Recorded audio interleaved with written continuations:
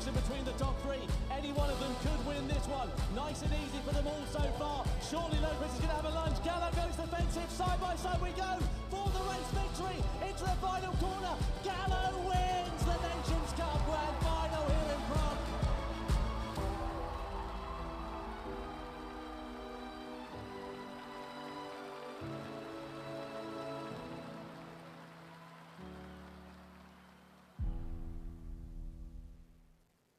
PlayStation.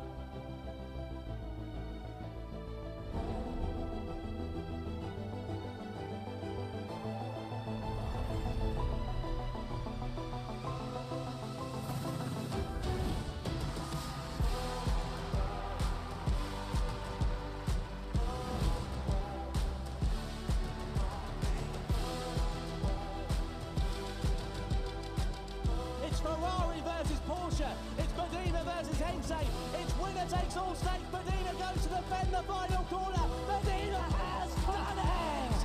Fantastic!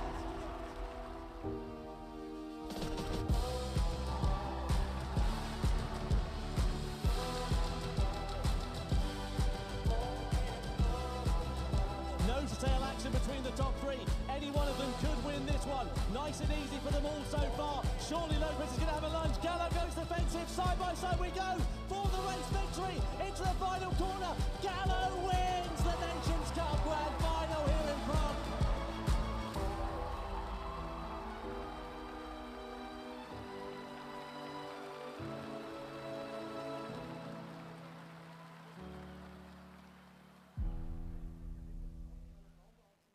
PlayStation.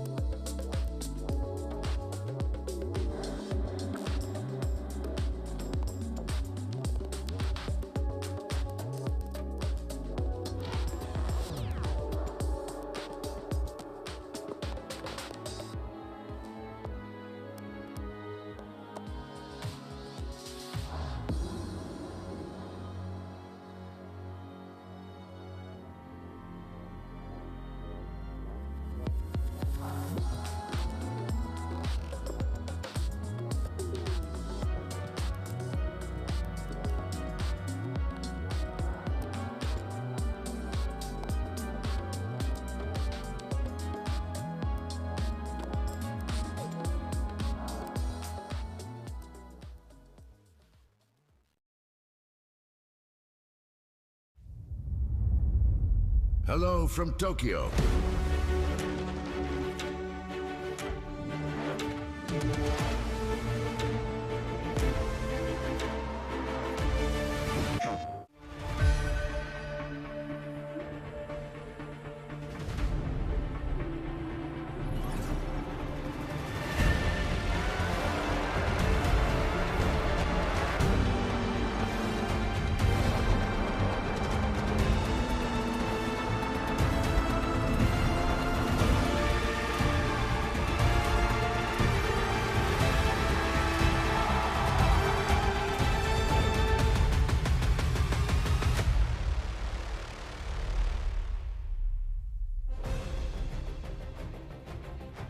It's time for the Nations Cup, coming to you live from Tokyo. Now, it's been a story of ups and downs for our top 12 Gran Turismo drivers, where just simple things like a wrong turn, a slightly late braking point, even 20 meters extra of track, and honestly, our leaderboard would look totally different from Coque López in front with just 1 point. You don't want to miss this one because everything could change.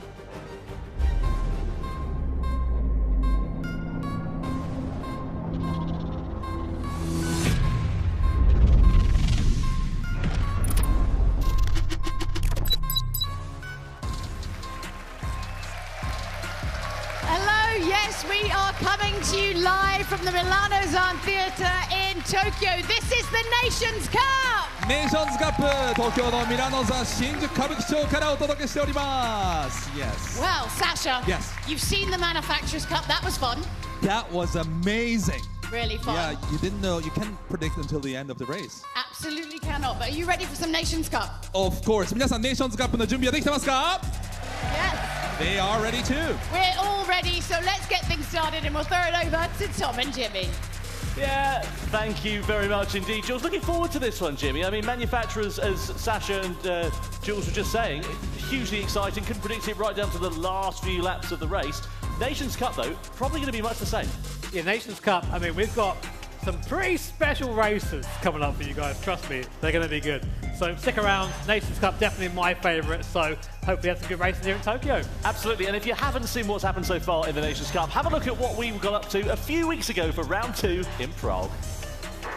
Highlights then from the grand final of the Nations Cup in Prague saw Coque López being the man on the move. He started on the soft compound of tyre, whilst everybody else around him was on the mediums. And by lap 8, he was up through into the lead of the race. Yeah, last the first challenge there completed by Coque López. A great run, but as the race entered its closing stages, things really started to hot up, with the top 6 cars being separated by only a second.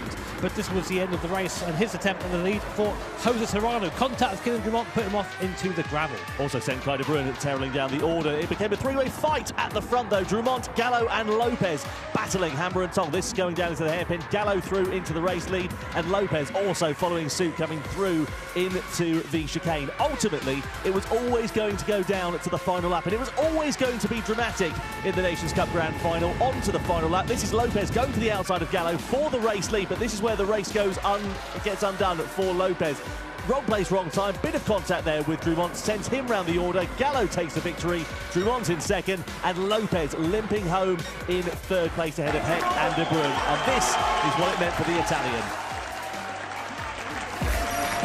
So the points rankings then after 2 rounds of the GT World Series. You see Coque López, despite having not taken a victory, his consistency has gotten him to the top of the pile. Gallo, though, nipping in his heels just 1 point away. Yeah, really close, really. I mean, you can see we've got 6 drivers there, all within a shot of taking the lead at the end of this round. Still Hex, Zaki and Barbara also scoring points as well. But as you say, Coque López, that consistency, as always for him, paying off.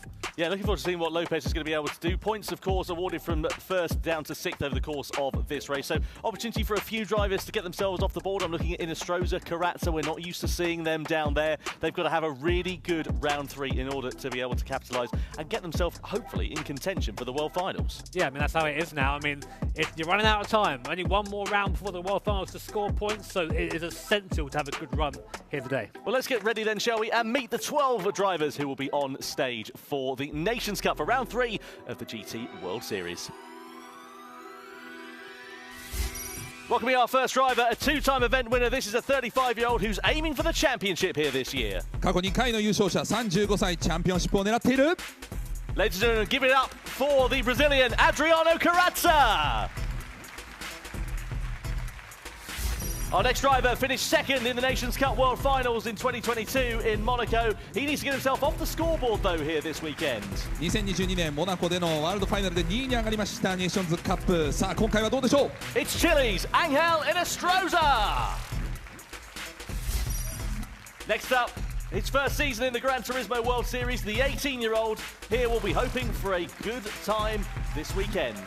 グランツーリスモワールドシリーズ初シーズンということになります。18歳、ここではいい結果を残したいところ。 It's the American Callum Roach. First points of the season, this driver scored at round 2 in Prague. 今シーズンプラハの第2戦では初めてポイントを獲得しました。All the way from down under, from Australia, it's Guy Barbara. This driver is aiming for his first podium of 2024. He's had no points on the board since we started things back in Canada. 2024年の初表彰台を目指しています。まだここまでポイントがありません。 The hometown favourite, it's Japan's Takuma Sasaki.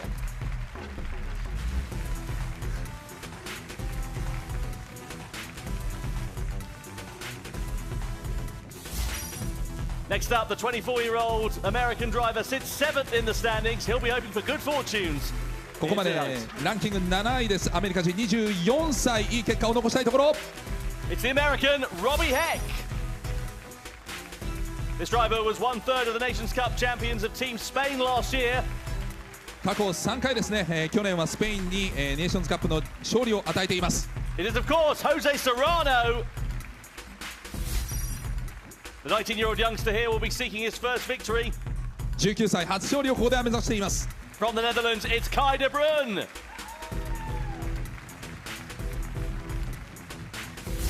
Our next driver was part of the Manufacturers Cup World Championship winning lineup in 2022 with Subaru. 2022年のスバルでの、マニファクチャラーのチャンピオンの一員でした。 From France, it's Kylian Drumont.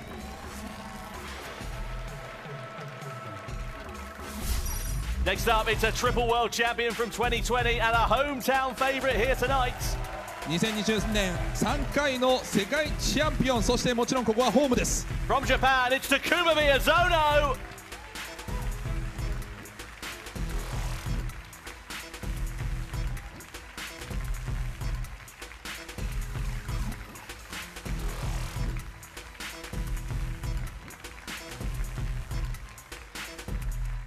Next up, we welcome our 2021 Nations Cup World Champion.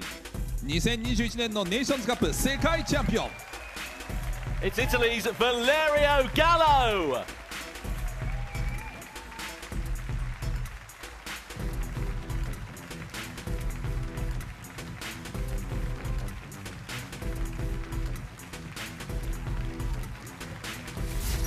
And last but not least, we welcome our 3-time world champion and current championship leader. そして最後は3回の世界チャンピオン、そして今のリーダーでもあります。 From Spain, it's Coque López.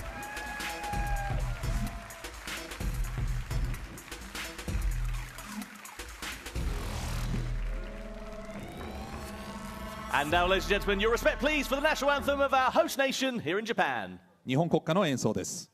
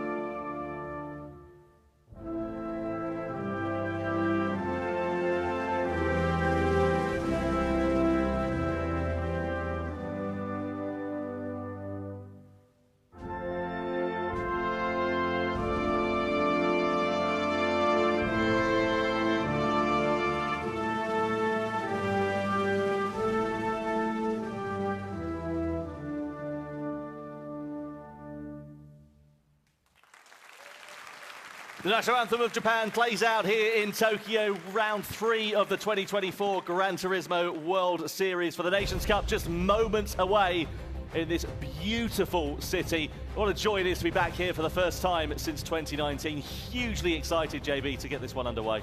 Yeah, I mean, what a location, what a crowd as well. I mean, it's so great to hear the home support for Sasaki and for Miyazono as well. This is what it's all about here at these live events, hearing you guys and your enthusiasm for Gran Turismo as well. Well, if you haven't watched the GT World Series so far and you're wondering what on earth it's all about, first of all, it's great to have you here, but have a look at this little video that we've prepared for you so you can find out exactly what's happened in 2024. Here's how the Nations Cup competition breaks down. Racing are the 12 fastest drivers from the 2024 online qualifiers. Each of these drivers will get a chance to set a time over one attack lap. This qualifying round determines car selection and grid order for the sprint race. The sprint race then sets the grid order for the grand final. All 12 drivers will battle it out in the grand final, with the top 6 securing World Series points that will be added to their results from round 1 in Montreal and round 2 in Prague. First place gets a shiny, shiny trophy and is declared winner of round 3 in the Nations Cup World Series. So that's the competition format. This is the qualifying time trial, which took place earlier on today. Red Bull X 2019 at Grand Valley Highway. This determines the grid order for the sprint race and, of course, the order which the drivers could choose their car. Karatsa was the first driver across the line, but he was bettered by Helena Stroza.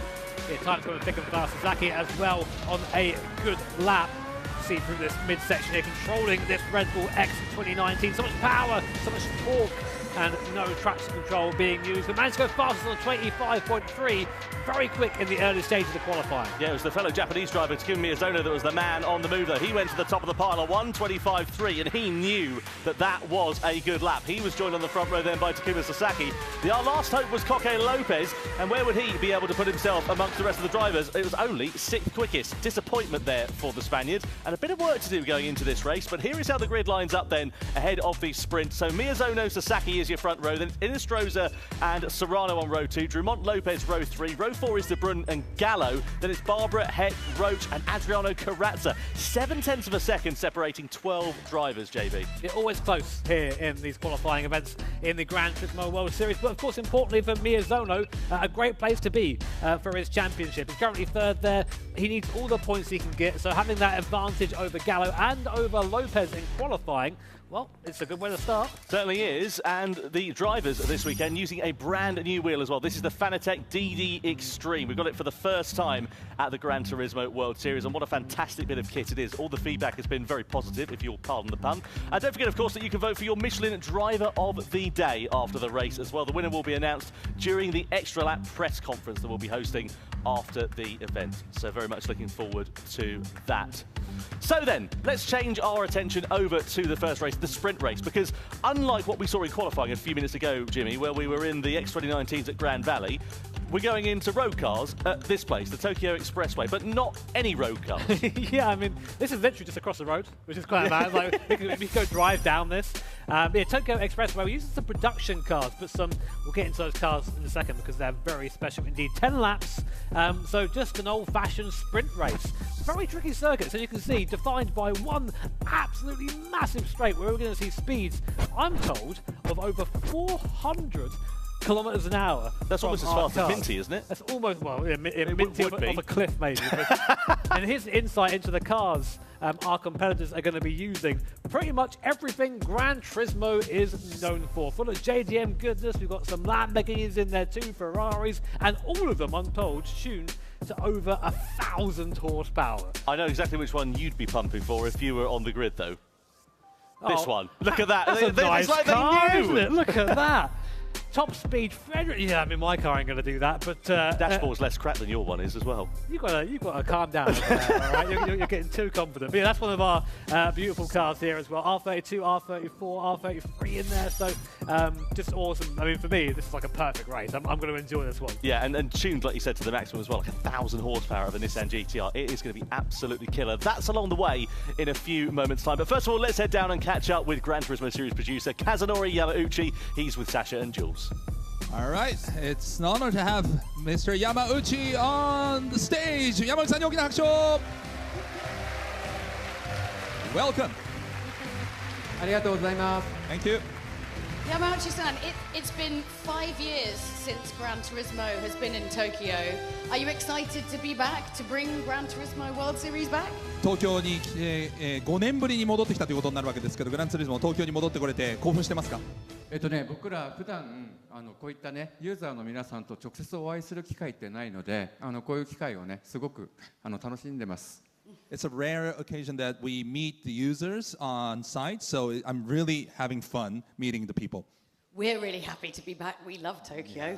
本当に楽しんでますということですが、今回はねこの後スプリントレースの場所がなんと、エクスプレスウェイということで、山内さんなんかその辺もちょっとこだわってるというふうに思いがあるというふうに聞いていますけれども、we're going to race a sprint race in the expressway, so and 山内さん really excited about that too, right? はい、ですね、今回のスプリントレース、レース1ですけれども、90年代初頭の湾岸というか1000馬力のチューニングカー、エンジンもチューニングされているし、サスペンションもそうだし、ギアボックスも変わっていて、いやどんなレースになるんでしょう。You know, it's a 90s one-gun feeling, if you know what it is. 1,000 horsepowers, tuned engine, tuned suspension. You know what's going to happen. Yeah, it's going to be tough. It's going to just be awesome. It's going to be rough. Is what's going to happen. Yamauchi-san, is there anything you would like to say to the amazing Gran Turismo fans in the audience today? お客様に何か最後におっしゃりたいことありますか？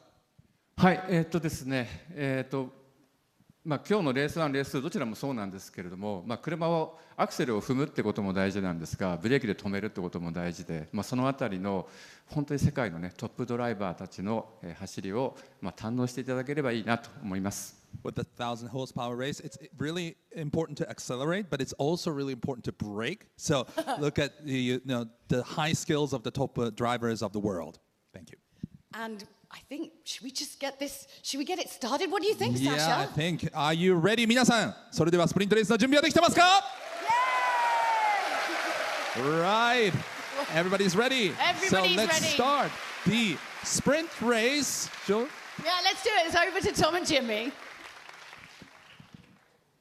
So then, time to go for the sprint race for Tokyo for round 3 of the 2024 Gran Turismo World Series. Production cars tuned to the max in the beautiful conditions of this Tokyo Expressway circuit at night as well, just to add another element for the drivers to have to contend with. And here is how they line up on the grid. It's Takuma Miyazono in the Lamborghini, who's in pole position. Alongside him on the front row, the Audi R8 of Takuma Sasaki. Row 2 is headed by Angelina Stroza in the Mercedes-AMG Black Series, with Jose Serrano for company in the Ferrari F40.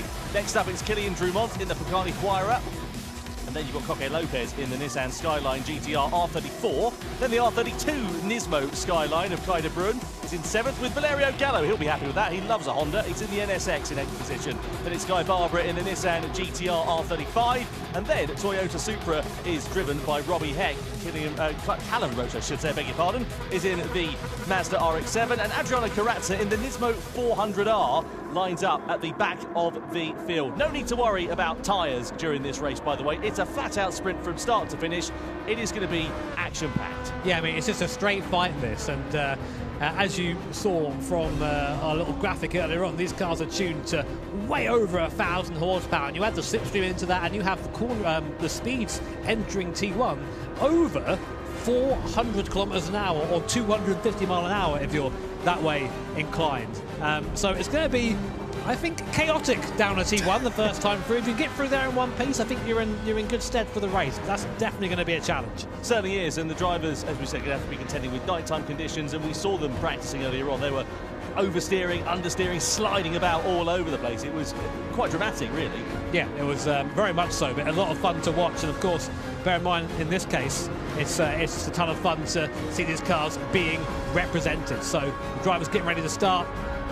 So then, it's time to go racing. The sprint race for Nations Cup here in Tokyo is underway. Miyazono leads the field across the timing line, then Sasaki in second, Stroza in third. You can guarantee that order will be changing by the first corner, and even within a few hundred metres it's changed, because Sasaki goes through into the race lead. Now Miyazono goes from being the hunter to, or being the hunted to being the hunter, rather, I should say. Serrano there lurking in the background, as well as Angelina Stroza. It funnels right down into turn 1. Who's going to be last of the late breakers? Miyazono on the inside, then Sasaki and Serrano bang into the wall for Sasaki and also for Serrano. Stroza takes advantage and goes through into third position, and somehow, in all of the drama, Miyazono manages to retain the lead. Yeah, I mean, they've had the brakes upgraded on these things, but I mean, slowing from that sort of speed is very, very difficult indeed. A couple of cars into the wall there. Miyazono out front from Sasaki, Stroza there in third, Serrano fourth. But as you can see, very, very tricky getting these production-based cars through this circuit. So much power being delivered to the wheels here. Some of these cars as well are rear-wheel drive, some are four-wheel drive. There's advantages there in traction zones, but of course in the corners they're going to be a bit more susceptible to understeer the four-wheel drive machines. But coming through this tight section for the first time, as we now come back up towards where we started our rolling start. And to be honest, you don't really want to be where Miyazono is, unless you can get a big gap out front, because the slipstream, the toe in these cars is absolutely huge. Yeah, certainly is. So let's see what's going to happen then here as we come down in towards the hairpin. They're not favourable on traction, these cars, at all, because the amount of power that's going through the rear axles, or indeed sometimes the front and the rear axles, you've got to be really, really ginger on the power. Someone's out well wide. That's Kaj de Bruin, isn't it? Yeah, he's off into the centre of Tokyo, I think. He's ended up in Ginza or something along the lines of that, but manages to keep it righted and holds on to 8th position. On board we are here with Jose Serrano. Look at the power here of the Ferrari F40 as we go into the tunnel, and his next target will be Sasaki in front. So it's the two Japanese drivers now leading a Spaniard. Look at that speed climb there, 360 kph before we came off board there, 390. There's 400 kilometres an hour off the end of the speedo, and then some is this F40. I mean, I love two, to be honest, at this point. It's very, very quickly. Well, do they all get it stopped in time this time through? They do, and Kaj de Bruin almost getting it wrong in the skyline, almost going to the back of Jose Serrano there, but Sasaki up into the lead now, of course, after that slipstream opportunity. But you're seeing these cars are insane. I mean, you have to belong to a very special club to be in one of these cars, Tom. Certainly do. On board we are, or we are looking rather, I should say, at Takuma Miyazono, with Sasaki having taken over at the sharp end of this race. So down through into these sweeping S-bends. You've got to be one at a time through here, and you've got to really be careful about what sort of opportunities you decide to take, what liberties you decide to take, because it will reward you with the wall if you decide to push the limits that little bit too far. So Inestrosa having a good run of things so far. And just to remind you, of course, this race result will decide the grid order for the grand final coming up along the way after this one. And just to add another variable in the mix, we're into the Red Bull X 2019. Now let's work out what happened here with Robbie Heck and Guy Barbara. This is going to be down into the hairpin bend, and I think there's going to be a bit of contact into the back. Yeah, Barbara just misses braking point straight into Heck. Heck gets spun round. Barbara backs off the gas. I think Heck he's still down in 12th place, so I reckon there'll be a penalty forthcoming for that. That's a very Guy Barbara thing to happen, isn't it, unfortunately? He always seems to be quick, but just a little bit prone to incident at the moment. And Robbie Heck has loads of luck, just a little bit bad, unfortunately. Yeah, I mean, that's how it is. But again, on board this time with the mighty R34 GTR. Guy Barbara giving that penalty. Here's the slipstream. Look at this, Inestrosa. We're going to drive by him. I'll say that, but now we're back into the toe again. So it's just a little. I mean, despite the speeds, again, we're well off the end of the speedo here in the R34, but look, 410, 414, 400, I mean, you see 420. We're going to go through all wide for the race lead here as well, coming down in towards the first corner. Serrano's on the outside, Sasaki there as well. Oh, bang! Straight into the back, Lopez into the wall, and that is drama, and we were expecting it to kick off, and unfortunately it did in the biggest way at the start of lap 3. The upshot is it's Sasaki, Miyazono, Inestrosa out in front, and now we've got Lopez, who's got a lot of recovery work to do if he's going to be able to salvage a result from this race and secure himself a good grid position for the grand final. Yeah, that's our championship leader right there in jeopardy. So I mean, we know Coque López is good at coming back through the field, but obviously you don't want to be doing that, and that will likely be a penalty as well, because he just ran into the back of the guy in front. Valerio Gallo, good race from him so far, up to P5. He's moved up 3 places from his starting position in 8th, so now onto the back of the pack in front. That NSX doing pretty well. Here is a replay, if you missed it, of Coque López just getting the braking all sorts of wrong.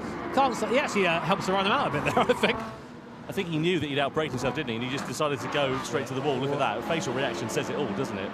Yeah, oops. Yeah, something stronger than that probably running around in his head that we can't repeat on the broadcast. Guy Barbara did, by the way, pick up a 2-second penalty for his troubles after that collision with Robbie Heck, just for your information. Miyazono a bit deep at the hairpin there. That allows the door to open for Inestrosa, who's gladly ready to walk through it and slot into the slipstream of Sasaki, the race leader. Lopez and Serrano now under investigation for that collision at the start of this lap as well. Onto the straight we go, and we've got a fantastic shot of the action unfolding here with Valerio Gallo in front. You've got Serrano and Miyazono side by side. Sorry, Serrano and Inestrosa, I should say, side by side as we go through the tunnel.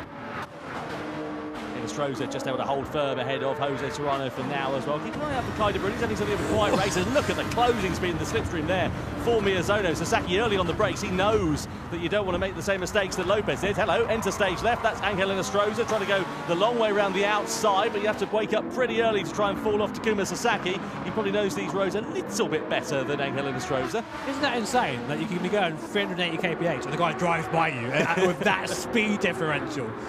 Great to combat. Unsurprisingly, surprisingly there, I think, I saw that coming. Coque López getting the same penalty Guy Barbara got. It was effectively the same incident there. So Coque López getting slapped for that. But meanwhile, the fight first now really between these 5 cars. There's a bit of a gap behind us to Kaj de Bruin in the R32, but on board again with the NSX Type R of Valerio Gallo, currently second in the standings in our Nations Cup. So again, looking for a good position here, looking for a good result, and just try and put himself in a nicer order for the race coming, the grand final coming later on. Yeah, this is a great opportunity here for Gallo to try and take profit, courtesy of that incident for Lopez, especially with the penalty to compound the Spaniard's woes. Gallo there, brilliant drive, isn't it? Fantastic. Lopez with another 1 second penalty to add to his woes there as well. Down on the brakes we go into the hairpin. Gallo's just going to bide his time. There's no point going and diving up the inside because you're going to lose all of that by the time you come to this next straight. Yeah, he did back off there, I think, to get this toe. This is how strong the toe is. So right now, we're in P5. Let's see how much time we can gain being the last car in the train. Or saying that, these cars are rocketing away from the NSX down the straight. Let's see what Gallo can do as Serrano moves ahead of Inestrosa. Who's that as well? That Kaj de Bruin in the skyline. Look at the power of the thing. But he's passed Valerio Gallo. He's now chasing the cars in front. Though he's fallen back by again. But you can see just how strong the toe is. And again, Sasaki and Miyazono trade places. I think they're being a bit careful, but they're saying that. Miyazono trying to keep it up the inside. There's Valerio Gallo diving up the inside of everyone up into P3. Was there contact there, Tom? I don't know if there was. Inestrosa was out well wide, but I think he was on that course to himself. Oh, a bit of contact to the wall there as well. Serrano's in the middle of a bit of a pickle here because he's got De Bruin in front, but he's trying to hide, rather, I should say, but also trying to attack the driver in front. And sure enough, you change to the next corner, and the order has changed as well. De Bruin side by side now with the Ferrari as we come through this ever-sweeping series of corners, and De Bruin just keeping his powder dry for the time being. This is just, what a race this is. What cars these are. The speeds are ridiculous. And the thing is, at these speeds, if you do get something wrong, if you miss your braking point by, Gallo just driving by Sasaki there.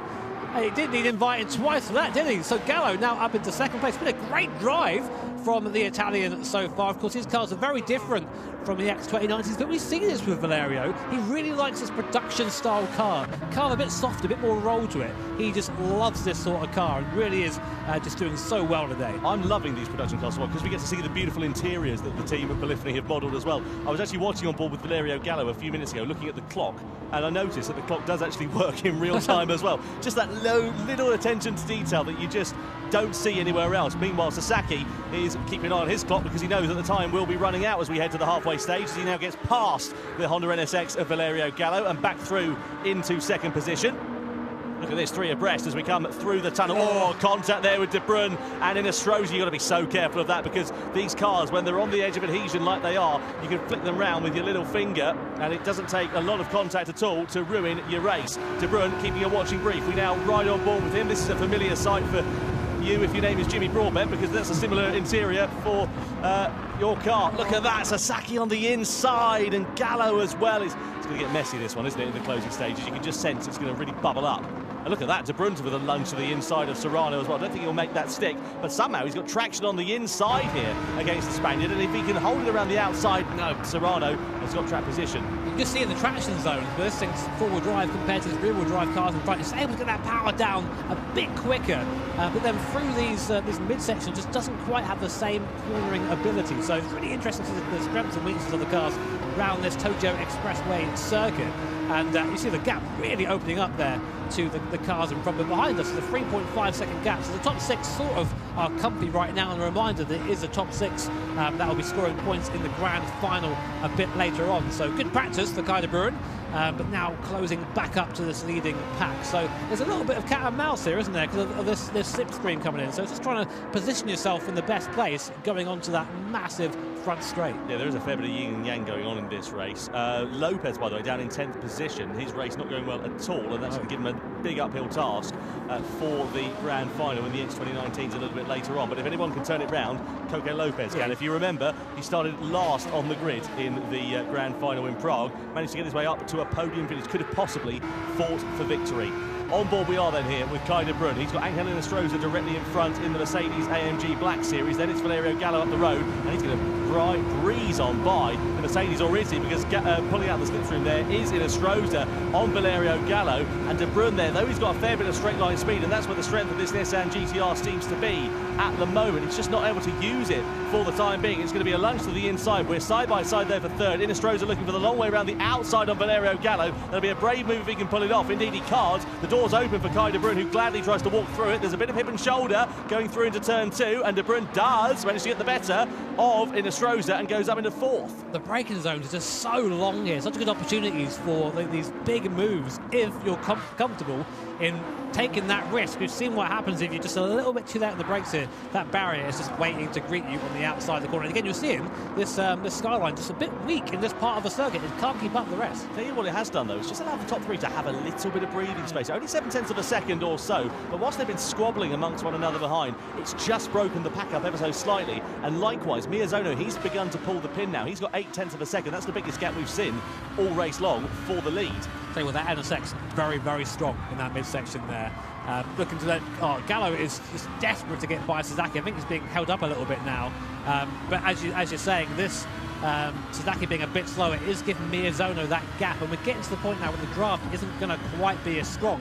That's what is keeping these guys together. But of course, you might have played the old GT4 driving missions, the slingshot missions. That's what Gallo's going to do now. He's going to wait, try and get a good run out of the corner, get a massive draft. You see the difference between all-wheel drive there and rear-wheel drive to the corner. That's amazing. Patience is going to reward these drivers, isn't it? You don't want to be like a toddler waiting to open your presents on Christmas Eve. You've got to be careful about how you do this one, and you can see there, Kaj de Bruin now goes up into third position against Valerio Gallo. Across the timeline we go. 3 to go then at the end of this one. So de Bruin in third position in the Nissan Skyline R32. Just up in front you've got Sasaki, who's taken over from Takuma Miyazono. So that 8/10 of a second lead washed away in the space of less than one straight. Miyazono has a look back on the inside in the Lamborghini. Can he make it stick? I don't think Sasaki's going to hold him up too much, because he knows if they start squabbling, I say that, he goes back through on the inside. Beautiful switchback from Sasaki, but it's released the rest of the field to close right up onto the rear wing of the top two once again. I know, obviously we're impartial here in the commentary booth, but I am cheering a little bit for that R32 in third place. Kaj de Bruin doing things with that car that I'm not sure it's meant to do, to be honest, but they're now in the back of the train. Look how close these guys are. 6 cars all separated by about a second as we're on the lap 8 of 10. So only about a lap and 2 laps and a half to sort this all out for our guys here. Jose Serrano on board in that awesome Ferrari F40, always also looking to pounce. You get the real impression, Tom, that anyone could win this race. Yeah, it is going to be a lottery. De Bruin's wide, though. That's allowed Gallo through, and Serrano possibly to pick up the pieces as well. De Bruin's still there on the inside, trying to hold firm for 5th position at the moment, and you can see up in front now as well. Once again, that yin and yang, the ebbing and flowing of this race. Sasaki leading from Miyazono. Gallo and Miyazono now side by side for second as we come down into the hairpin. Is Miyazono going to launch it through on the inside, or is he going to try and wait another day? No, he's going to go through. He's got track position on the inside. Will Gallo try and challenge him on the exit of the corner? He just lets him through and decides to go into the slipstream to attack him on this start-finish straight. So 2 to go then. The NSX just can't get out of the corner. Every time you see it struggle compared to the cars around, and again in the background, Kaj de Bruin in that 4-wheel drive R32 GTR just pulls alongside with ease, and they're now side by side in the mirror. What a shot that is as we come down again to the first corner on board Miyazono. Look at that speed, look at the mirror. Kaj de Bruin is there behind, challenging. He's going to go up to second place. Will he ever go to Miyazono for first, and the inside as well? There we go! Round he goes. It bottlenecks up into turn 1, and de Bruin round like a tabletop at the start of the penultimate lap. What a shame for the Dutchman. We've always talked about him and his misfortune in the GT World Series, and unfortunately it comes home to roost as he plummets down the order. That releases 6 cars now down to 5. Miyazono it is that leads. What a shame for Kaj de Bruin. It was a very strong race for him there, but as you say, Tom, the track's just a bit narrower there, and I think he's caught out by that as Gallo goes round the outside of Sasaki, and now for the first time Valerio Gallo is in a position where maybe he can get onto the back of Miyazono, but he's going to be close. That Gallardo in front, I think, is 4-wheel drive. So here's a replay of what happened here, Tom. Yeah, let's have a look. So de Bruin then go for the move, and yeah, he just clips the wall, doesn't he?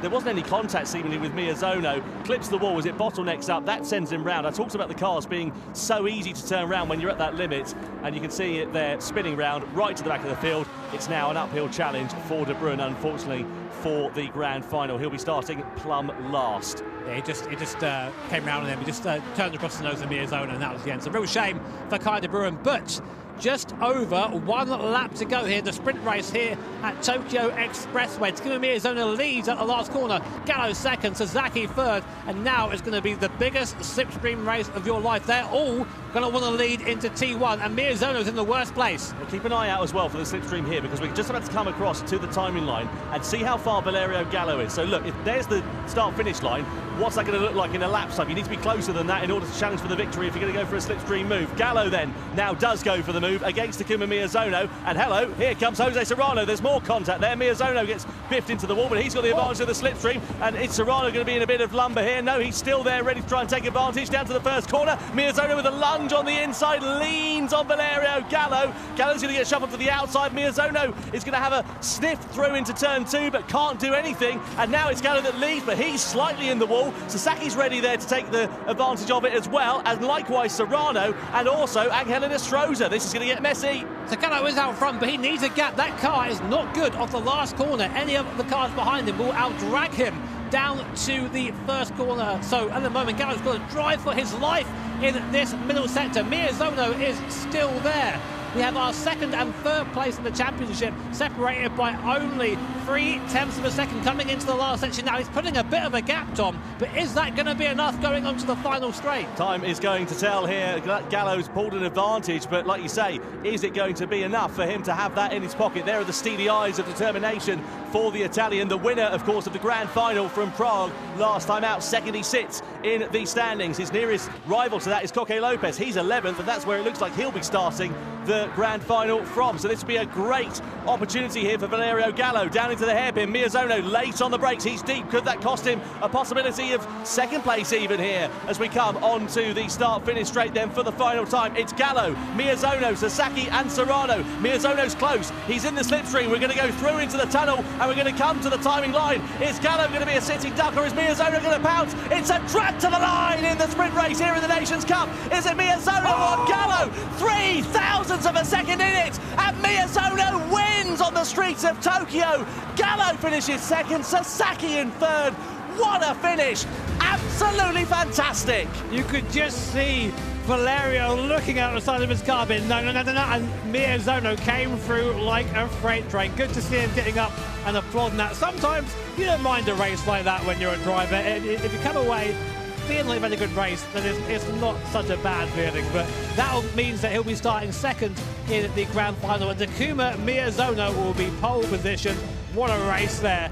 You love to see that between the drivers as well. Yeah, great sportsmanship between Miyazono and Gallo. That's really, really nice to see, and very, very well-deserved result. You saw Coque López there just briefly on the right-hand side of the screen a few moments ago, and just how disappointed he was. But look at that, the Japanese crowd here absolutely loving that. Their hometown favourite, the man who has won 3 titles in Gran Turismo in the World Series over the last few years, is on top here in the sprint race, and that nets him pole position for the grand final.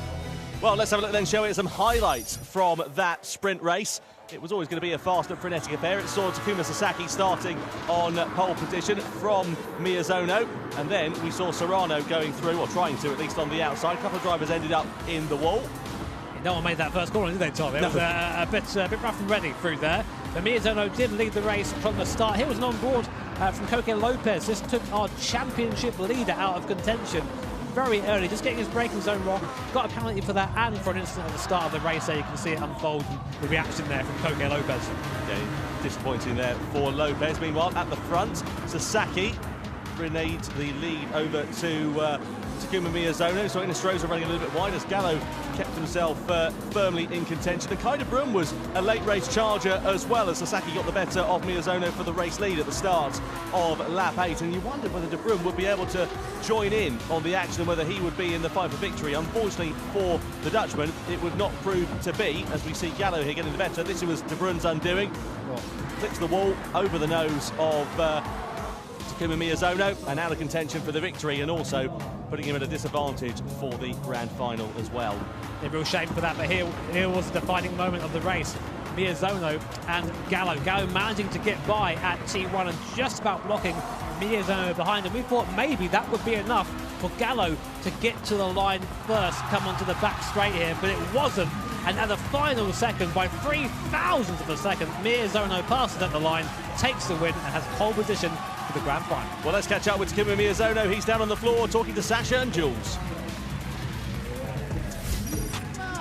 Well done, congratulations. おめでとうございます。拍手。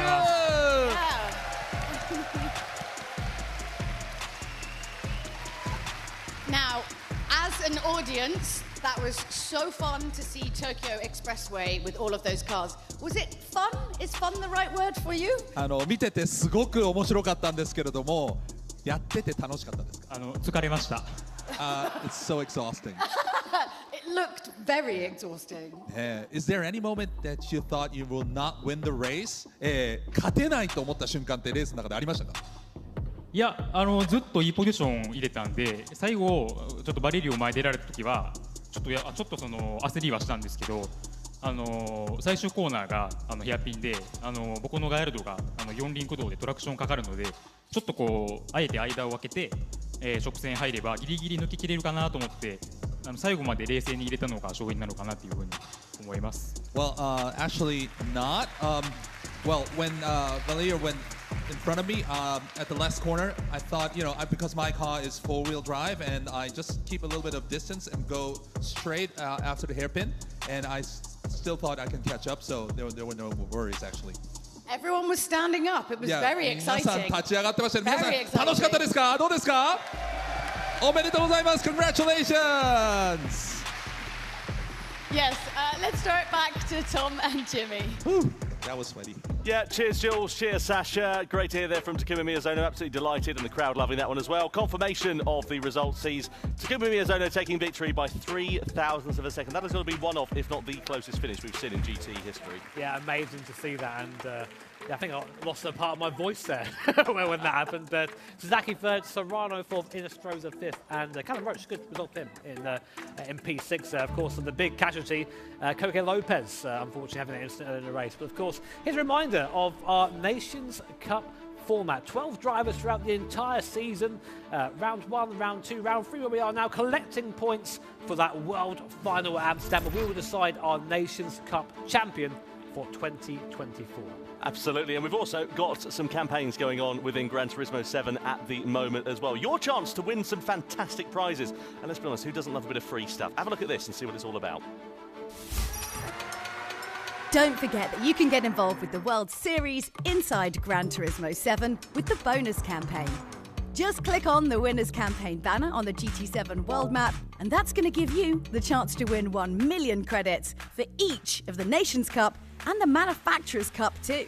Just think of all of the free stuff you could buy with that. Don't forget you can enter and vote right up until the start of each grand final.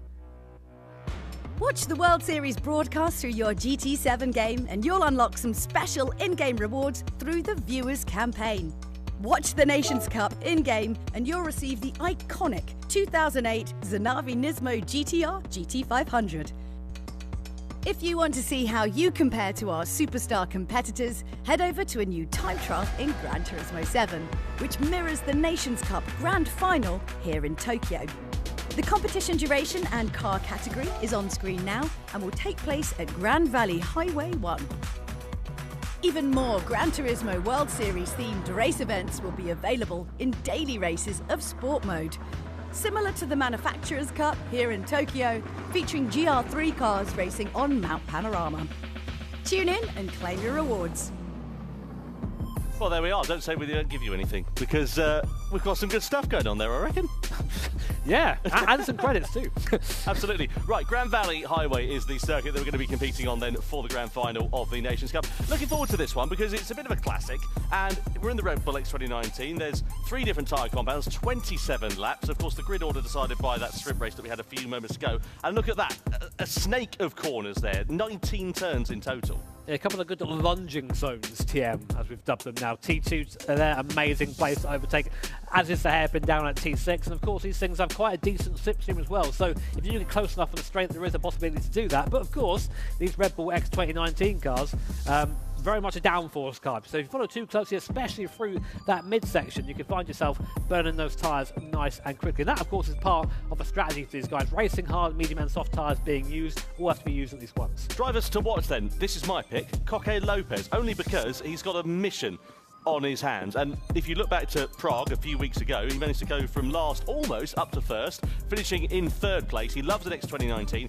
He loves pulling about a different strategy, and he could be one to watch. He likes the mission, does Coque, doesn't he? I mean, he's been here for a long time, very experienced. There's a reason why he's our current leader. But of course, he has this man, our winner from last time out at Prague, Valerio Gallo. I think it'd be fair to say he's never really been a specialist in the X 2019, but he's always quick enough to be in a position to win, as he was in Prague. So, of course, definitely one to look for, as is this man, Takuma Miyazono. I think probably one of the fastest drivers in the X World 2019. And I dare say that the crowd here are going to be rooting for him that little bit harder here tonight, aren't they? Let's be honest.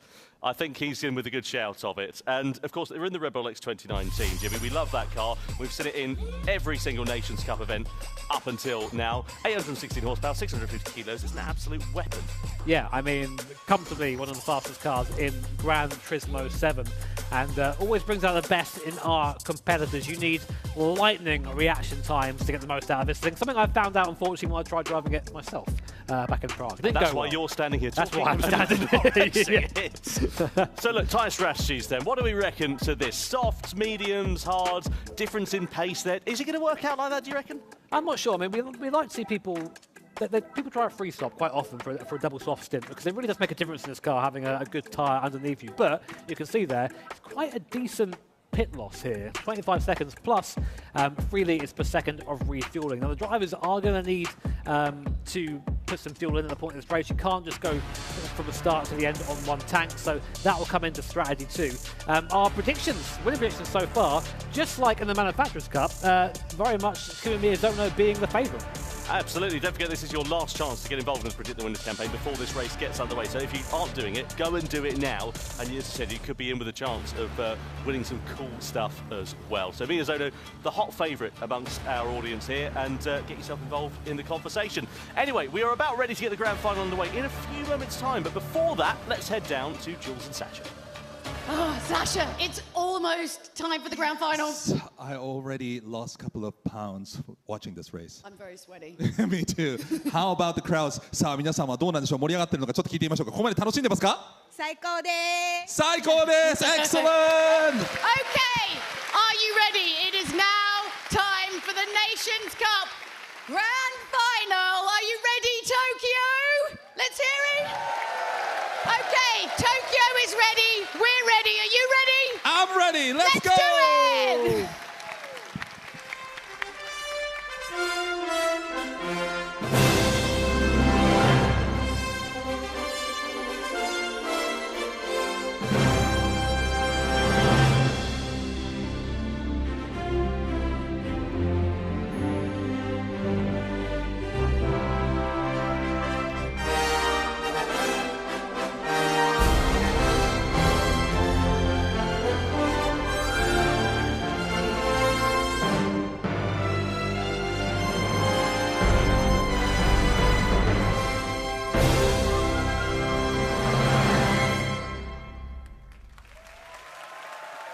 It's round 3 of the 2024 Gran Turismo World Series. The crowd are going to be on their feet for this one, I'm sure. The grand final of the Nations Cup is along the way. Red Bull X 2019's at Grand Valley Highway 1. Let's see what happens as we get ready for our last event before the World Finals in December. Here's the grid then. Takuma Miyazono lines up on pole position after taking victory in the sprint race by 0.03 of a second from this man, Valerio Gallo. Alongside him on the front row there, with Sasaki heading row 2 and Jose Serrano alongside on row 2 alongside him there. Row 3 is headed by Angel Enestrosa, the Chilean driver, with Callum Roach. Good performance for him in the sprint race to qualify in 6th position ahead of Guy Barbara, the Australian. Next up, you've got Adriano Carrazza. He'll be hoping for good fortune here tonight. Robbie Heck down in 9th position on the grid, but then we've got a couple of outliers. Kylian Drumont, didn't expect to see him quite as far down the order in 10th position, and Coque López, the man who leads the championship, down in 11th with Kaj de Bruin, the unlucky Dutchman for company. Now, our first look at the tyre strategy. Unsurprisingly there, Takuma Miyazono going on the soft competitive tyre. He wants to do what we saw in the Manufacturers' Cup a couple of hours ago, Jimmy, and break away early. Yeah, very similar strat here. I mean, basically, if you're at the front, go for the soft tyre, break away, try and use that in the space you have in front of you, and just hope you don't get overtaken by the car behind. That is worst case scenario for Miyazono, so he needs to lead this first stint. Likewise, on the other side of the coin, we've got Guy Barber, Robbie Heck, Drumont, Coque López and Kaj de Bruin all opting to start on that hard compounder tyre towards the back of the field, get out of the way early while you're in traffic, and then get onto that fast tyre later on. Well, let's see what is going to happen. There is Angel Estroza, the Chilean driver, returning from injury after breaking his leg last year, and he's back to full fitness now. We'll see whether he is going to be able to get the cat amongst the pigeons and crucially get himself off the bottom of the scoreboard. It's going to be all eyes on the lights in a few moments' time. Nations Cup action about to begin then here for the grand final. 27 laps of action begins now as Takuma Miyazono leads the field across the line, followed by Gallo and Sasaki coming down in towards turn 2. This is the first big heavy braking zone. The field, of course, a fair bit spread out due to that rolling start, and Miyazono with a lot more grip underneath him as well, courtesy of those soft tyres. Let's see what happens with the medium shod runners. Will they start squabbling amongst themselves, or will they start playing it safe in the early stages of this race? Either way, it's Miyazono that leads the way out in front through the first few corners. Estroza there having a half look to the inside, but also then gets in turn overtaken by Callum Roach. He actually had contact there with Sasaki, which put him back into the field, so already the first move we've seen, possible contact. In fact, there was contact, as Stuart's having a look at that right now, but to be honest, just this first lap stuff, you know, it is what it is, but you see the cars snaking through this mid-section. Callum Roach up into 4th place. A great start from the American driver, so him stamping his intent fairly quickly is Callum, as we now come on to this little mini back straight here. Opportunity to overtake if you're close enough using the draft. Will Callum Roach do that on Sasaki here? Is he try? Because we've seen Roach before in these X2019s. He's pretty quick in these, so one to watch, I think. Yeah, he needs to have some good fortune. He hasn't had any of that so far this year, has Callum Roach, another driver who's not off the bottom of the scoreboard. You can see the advantage of that soft competitive tyre. 1.5 seconds, and we're not even at the end of the first lap here for Takuma Miyazono. Gallo building a bit of a gap, though, to Sasaki in 3rd position. The slipstream range about 1.2 seconds or so, and Gallo's trying to break out of that slipstream range. You can see coming down the start-finish straight here, Roach right on the wheel tracks here of Takuma Sasaki. I think he's a bit far away, and we see a smorgasbord of hard tyre shod runners. Barbara, Drumont, De Bruin and Lopez all getting off that hard tyre as soon as they possibly can. They're going on to the mediums by the looks of things. Well, that's one or two things. Either they're very confident the medium tyre can go a long way in this race, as can the soft, or there's going to be a free stop for a double soft, as we've seen in a couple of races before. Coque López, unsurprisingly, coming in straight away. This is someone who needs to get out of the pits and have some clear area. I'm not sure he's going to, though. Everyone's pitting at the same time. So where is Coque? He's towards the back of the pack, isn't he? So yeah, some people have tried the same thing, but we'll see if it works out. He's going to have a little bit of work to do here as Coque López. You can see them down there in 12th position, but what's the gap relative to the rest of the field? It's not going to be a great deal, is it? Guy Barber just getting overtaken there by Kylian Drumont as the rest of that field filters on through. Let's have a look here with Roach, Estroza, Serrano. So Estroza biffed it up the inside. He was too late on the brakes into Sasaki. And Serrano just an innocent passenger there, but Roach saw the doors opening like the seas were parting and walked straight through it. That almost worked if Sasaki wasn't there. it would have been fine, basically. So it didn't work then, is what we're saying? Almost, you know. It's Sasaki, meanwhile, managing to close that gap a little bit to Valerio Gallo at the end of lap 2 there. Important to do that, I think, because Estroza there getting a 1 second penalty. To be fair, that is consistent with what the stewards have done so far, so not entirely surprised to see that. Yeah, no surprise at all there. Here is Jose Serrano, 1/3 of the Nations Cup lineup, which won the title in 2023, back when that was a team-based competition. For 2024, it's an individual competition. It's winner takes all stakes.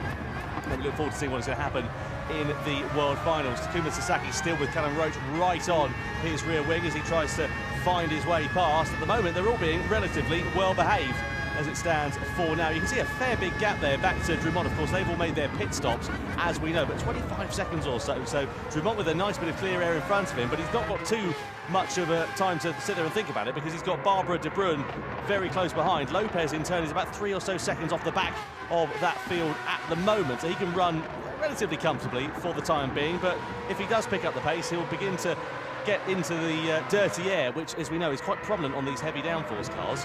Yeah, of course. So always good to keep that in mind. So good to note, by the way, our current Nations Cup standings. We have 6 drivers who are sort of within touching distance of the lead. We've got Coque López leading on 8 points, Valerio Gallo 7, Miyazono 6, then Drumont, de Bruin and Serrano all on 5 points apiece. So either of these drivers with a good result today could see themselves rocket to the top of the order. It's been a very close season so far, and this is, I think, going to continue into the grand final. I just love this circuit as well. The fantastic atmosphere. Of course, it is a fictional track, but it's based on a real-life location, the Grand Valley Highway, and just the scenery is beautiful, especially as you head over that viaduct in particular. The wide shot there making these cars looking absolutely resplendent in the sunshine. Roach still keeping tabs here with Takuma Sasaki, not letting him have a lot of breathing room at all. I was going to say on the circuit, I was going to sort of get my glasses on under the Alanoids and say that I'm not quite sure it's to be a grade 1 circuit with these cars. Tom, there's not much runoff there. It's literally a cliff there. Yeah. If you get it wrong. That's a rally stage, yeah, right? Yeah, That's that what is. Luckily, none of our guys testing whether the Expo 2019 can fly or not. For now, anyway. Coque López going from bad to worse for him. Looking down at that. 12th place, 4 seconds at the back. What do you do if you're Coque López? I mean, he's our current Nations Cup leader. I've got a feeling he won't be after this race. No, it's a very good opportunity for others to capitalise. Miyazono, Gallo, all within touching distance. Gallo on 7 points, Miyazono on 6 points, despite failing to score last time out in the second round of the championship in Prague. So we'll see whether he's able to take advantage of that. But like you say, Lopez, he needs a minor miracle at the moment. There is Adriano Carrazza sitting in 6th position for now. Kind of in no man's land really at the moment, because Jose Serrano is up ahead of him by about 1.7 seconds or so. Yeah, so, I mean, not much you can really do at the moment in that scenario. But Miyazono, 5 seconds to the lead now, and Gallo's just been passed, actually, by Sasaki. We've just missed that on the screen. I think it's just ahead of us right now using the slipstream. So Gallo down to 3rd place, Sasaki up into 2nd, but Roach there as well. So these 3 cars really close for 2nd place right now. And they need to be careful about this. And we say this so often that obviously you're a racing driver, you want to be as high up the order as possible, but if you're squabbling every corner, you're just giving time away to the cars around you who are not doing that, who are driving on the ideal racing line, not having to brake earlier or later.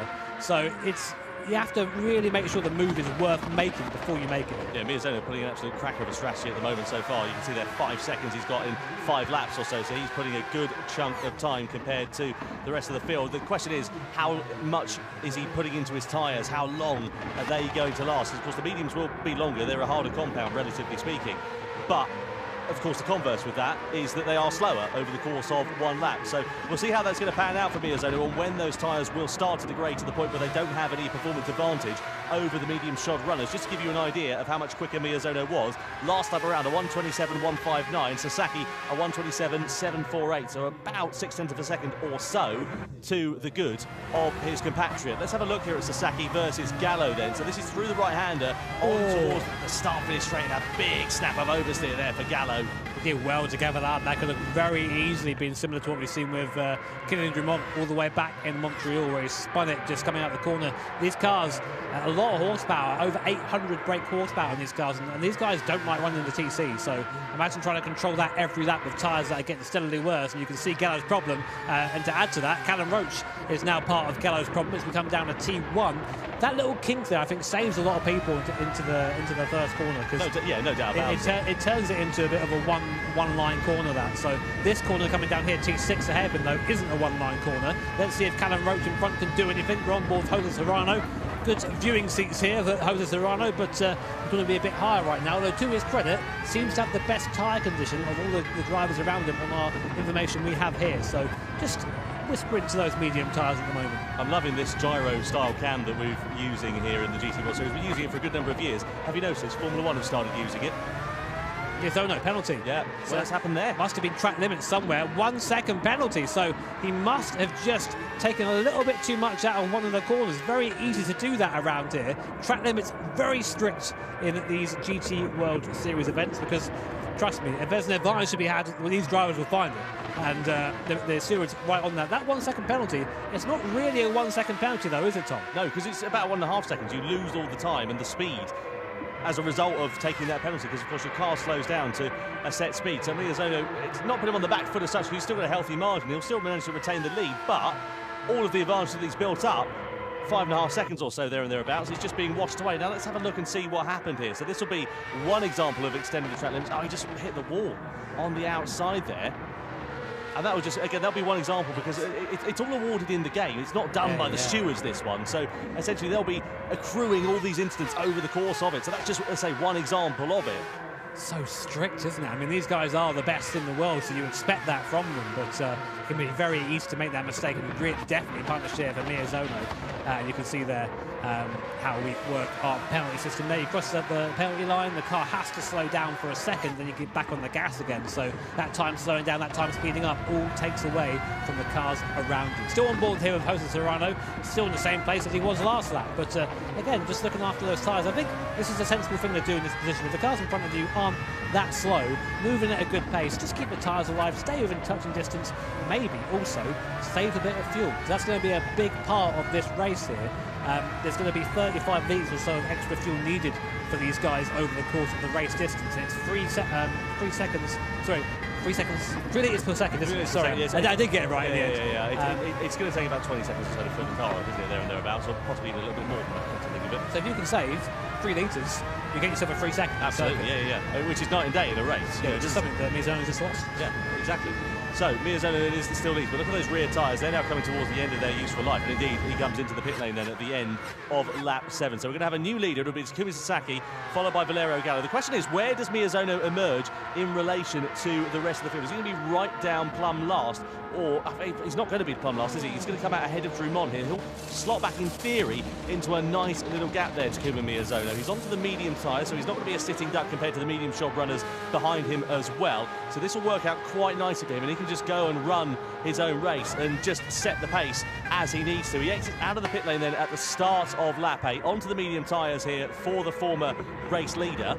I mean, that was quite clever. I think he took the penalty and went, okay, right, I've now lost a bit of time. Where am I going to come out? Okay, there's a nice big gap there. Let's go into that. Let's put the mediums on and let's just run, as you say, Tom, some nice, consistent laps. Here's what we think the tyre strategy is going to be, although we've seen people coming on lap 1 for the get rid of the hard tyres, so that throw that out the window, get rid of that. But the hard tyre, it just doesn't seem to be viable on a lot of his races. It doesn't heat up quick enough, doesn't quite have that pace, and the longevity isn't worth it for the sprint races. No, we did have a time where we had like a minimum tyre period where you had to run it for a minimum of 3 or 4 laps or something like that, but for reasons unbeknownst to myself, we're not doing that at the moment. So drivers just getting off the hard tyre as quickly as they possibly can. You can see Sasaki there just kicking up a bit of dust into the face of Valerio Gallo, who had that warning sign, if you remember, a few laps ago. Meanwhile, right behind them, Callum Roach and Jose Serrano very close to one another. Roach in 3rd place, but Serrano bearing down on the American driver as we come across the timing line. And Serrano looking to try and make a move on Roach in towards turn 2. He's got the inside line and he's got track position, but can he make the move stick? Roach gives him racing room. There's a little hint of contact going through turn 2. On the exit, they still continue to run side by side as they flick it through the left-hander. We're going to come into a right-hander before too long.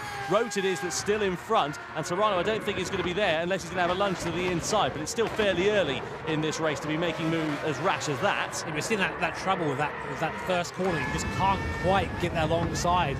To go up the inside for the hairpin, you need to go the long way around to get there. So you need a big overspeed. Serrano just about got there, but Roach's exit was good enough that he could just pull back ahead and stay in 3rd position for now. On board with Valerio Gallo, currently 2nd in our points standings. It's been a good last race out of him, of course, taking the win at Prague. Will we see a repeat here at Tokyo and the Grand Valley circuit here?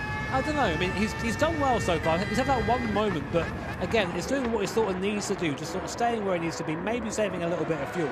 But we all know following a car in front can also increase tyre wear. So here is a replay of Serrano's attempted move. Callum Roach didn't quite come off him. Yeah, had a look on the inside there. Roach gave him racing room, fair play, because he could have closed the line there and we could have ended up with a car possibly going off into the sea.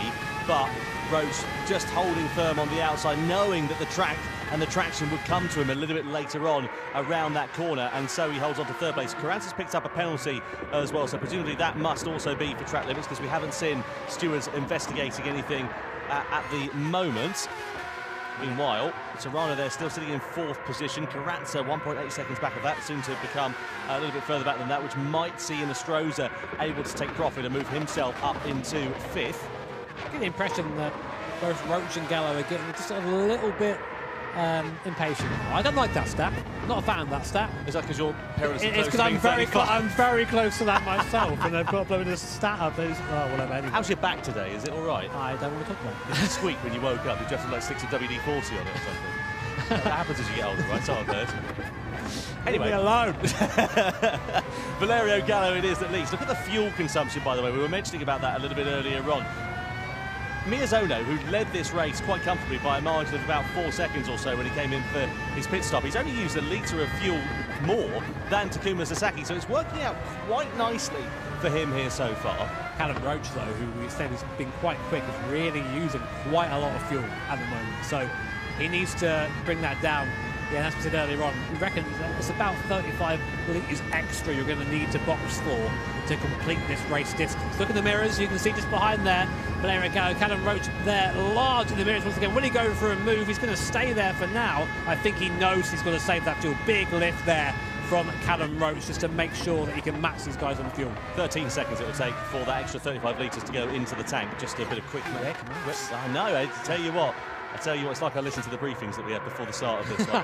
Jose Serrano now right on the back of Callum Roach once again. The top two trying to build a bit of a gap out to the likes of Roach and Serrano, just to give them that bit of breathing space, really. It's important that they're able to run their own race and not get too much bother from behind. It's going to be a bit of a slow burner, this one, so once the strategies all begin to diverge and then they pick up a little bit later on, we'll see exactly how it is all going to play out. At the moment, Miyazono is doing an absolutely superlative job. What's his pace relative to the other medium shot runners? 27.6? That's pretty good. It's not the fastest, but it's okay, isn't it? Yeah, it's in the ballpark. It's one of the quicker medium runners, but it's faster than the guys up front by a fair bit, so that's the one to keep an eye on, it seems, because all the while Miyazono is lapping quicker than the cars that we're watching right now. When all the pit stops are said and done, that gap's going to come back to him. Callum Roach getting it a bit wrong there through the right-hander. That'll make these next set of corners even more difficult. It'll be slow off his exit. Serrano might have a chance of just dipping a wheel there into that gravel on the outside. You can only dip it in there a little bit, though. You saw what happened to Gallo when he tried it.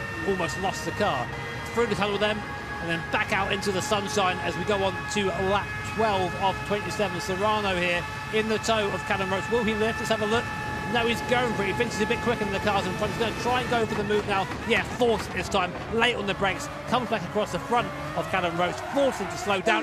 But a little bit of oversteer on exit. But I think he's still got the move made. Yeah, that's the beauty of that corner, is it can just give you an opportunity to live another day, as it were. Roach is not going to take this one lying down, though. He might try and send it back through on the inside into the hairpin. Nope, Serrano's got him covered off for now. So Roach is going to have to think about it a little bit later on in the lap. The thing is, though, look at what that's done. It's only one overtake, but the gap it's built for Gallo is up to 1.2 seconds or so, from about 0.6 of a second, so it's doubled just as a result of that one manoeuvre. Yeah, I mean, if I was Valerio Gallo right now, I am P2 in the standings. My main rival is currently last and not going to score any points. And Miyazono, I guess now, would be the closest in the standings to him, seemingly out front. Just take it easy, I think, at this point, because whatever happens, the gap going into the Grand Final isn't, into the World Final isn't going to be big enough that you can be comfortable. So I think just take it easy for now, Valerio. Save that little bit of fuel. Think about the long race here, as I think he is doing, and no more silly mistakes. Sometimes the mistakes creep in with Valerio. He's under pressure. Yeah, well, I'm sure he's wise to that one. Miyazono's been able to bring the gap down to Adriano Carrazza to about 2 seconds or so. So these medium tyres, again, now coming towards the end of where they need to be, really. It's good. So that means that they're going to be coming into the pits before too long. Lap 13 out of 27 we are, and you can see just how much Miyazono picked off of Takuma Sasaki in terms of the lap time difference. 0.3 of a second on lap 10, nearly a second on lap 11, and that gap is going to just increase over the next couple of laps or so, depending on when Sasaki decides to come into the box. Yeah, I mean, like every lap, it's 6 average there between all of those. So really is getting on now. It's Takuma Miyazono. He's got to do this. This is the stint, the important stint for him. Whenever you have clear track in front of you, you've got to push into that gap. You've got to really use a tyre when you can. Sasaki, I get the impression he is trying hard, but the tyres are just starting to fall away from him now. Those rear tyres are getting to a point where they're going to start being, basically you start sliding, they heat up more, you slide more, and it's just you just tumble down the well from there, you know. So put a bit of flesh on the bones for me, Jimmy. If you're Takuma Miyazono, you've got to get yourself into that zone. How do you not let the pressure come to you as a driver? I mean, to be honest, it's quite easy when you have no one around you. Just go, right, okay, I know how to drive this circuit, I know my braking points, I know the speed I have. Let yourself get into that rhythm. I mean, I know there's a big crowd behind you. I know you can hear the commentary as you're in the event as well, but you've got a set of very good headphones on. Just focus on what you're doing. You can't control anyone else, and you control what you're doing. Miyazono is so good at that. So we'll keep an eye on him. We'll keep an eye on how he progresses. Sasaki, of course, still out, still not boxing. Karatsa opting to come into the pit lane as Inestrosa gets what I suspect is a track limit penalty a bit wide there for Sasaki. That would have slowed both him and Gallo up somewhat. Lap time-wise, Sasaki can see there 28.3, which compared to Miyazono on his last lap, he did a 27.2. So Gallo we ride on board with, then Sasaki a bit of a warning sign. A handful of corners ago, that snap of oversteer, and those snaps of oversteer might not sound like a lot, but they can prove to be very detrimental to your race, especially if you allow the competitor that's chasing you to get through. You can see just how committed these drivers are having to be going through this series of corners as well, going through the daylight into the tunnel and then back into the daylight once more as we head through the final sector. This circuit full of undulation, full of lots of twists and turns, and a lot of medium speed corners as well. And you can see there, that again, just going onto the curb on the outside, that's a great opportunity for the rear to snap away from you, especially as your tyres get that all more worn. In terms of the lap times, Miyazono last time around 27.2, Sasaki a 28.3, so Miyazono really in the groove at the moment, and crucially a lot faster than the medium shot runners who have not pitted yet in front of him. So we'll wait to see how long it's going to be before these drivers blink, because I think as soon as Sasaki blinks, the rest of the drivers are probably going to follow suit because they want to try and stay as close as they can. They decide not to at the end of lap 14 though. It's still going round for now. Fuel looking pretty similar throughout the top three, but Callum Roach definitely in a fuel deficit in fourth place right now. Still a bit of housekeeping. Robbie Heck, long way off the back of the field. Not quite sure what happened to him. I think he's probably taking his fuel now and is just hoping he can drive into a gap, but he is actually not too far ahead of this little pack here, and he might end up being lapped, which disaster, of course, for Robbie Heck. This event definitely not gone his way. No, Robbie Heck with a fair bit of work to do. Like you say, he has taken fuel, no doubt about that, but 40 seconds off the back of the rest of the field. Something of a quiet race for him so far. Just there is. Yeah, so 72 seconds, 72 litres of fuel he's got on board, so he definitely has taken that fuel on board compared to the rest of the field. But this is interesting as well because it kind of forces the hand, actually, of the top five, because they will need to take fuel, I'm sure, the next time around, unless they're going to do the hard tyres and just do that one lap in the middle of the race. Yeah, it's a tricky one. I'm not sure how you want to do it that way, but we'll see what the drivers come up with. We are now past midway in this race. Watching Jose Serrano, of course, Nations Cup champion as part of Team Spain in 2023. This year hasn't quite had that same fire. He's been fast, but he's not quite been someone who's been in contention for the win, I think it's fair to say, this year. It's really easy, isn't it, for things like this to snowball as well. You start off on the wrong foot and suddenly it just gets worse and worse. And for the drivers as well, I'm not just talking about the events. Now we do see the pit stops coming in. So the top two go in, but Serrano thinks he's got enough life left in his tyres to go for one more lap. So he's going to try the overcut, the rest of the field trying the undercut. Seemingly Sasaki, Gallo, Roach and Inestrosa all in the box. Just finishing my earlier thought, it's easy for things to snowball. And if you start off on the wrong foot, your sprint race doesn't work out well. It can really, again, put you on the back foot for the grand final. Look at Coque López as a prime example of that. He's made no inroads, no impression so far in this race. Now, a divergence in tyres here as well. So Sasaki has gone to the hard tyres, but he's taking no fuel on board. Likewise, Inestrosa as well. But you can see the soft shop runners are putting fuel on board and they're putting the soft tyres on. So they are going to have to put the hard tyres on what presumably will be the final lap of the race. I think the idea maybe is just to try and run that hard in the best possible situation, so low fuel and not much distance, but we'll see. There you go, refueling rate, the one that I couldn't quite say properly earlier, it's 3 litres a second, so every 3 litres in the car you're stationary for 1 second. and it means that you have to really think about your fuel-saving strategy around here, be it just lifting and coasting a little bit, maybe not revving as much down the straight, or even turning the fuel mix down in car, all things you can do as a driver to control that rate of fuel.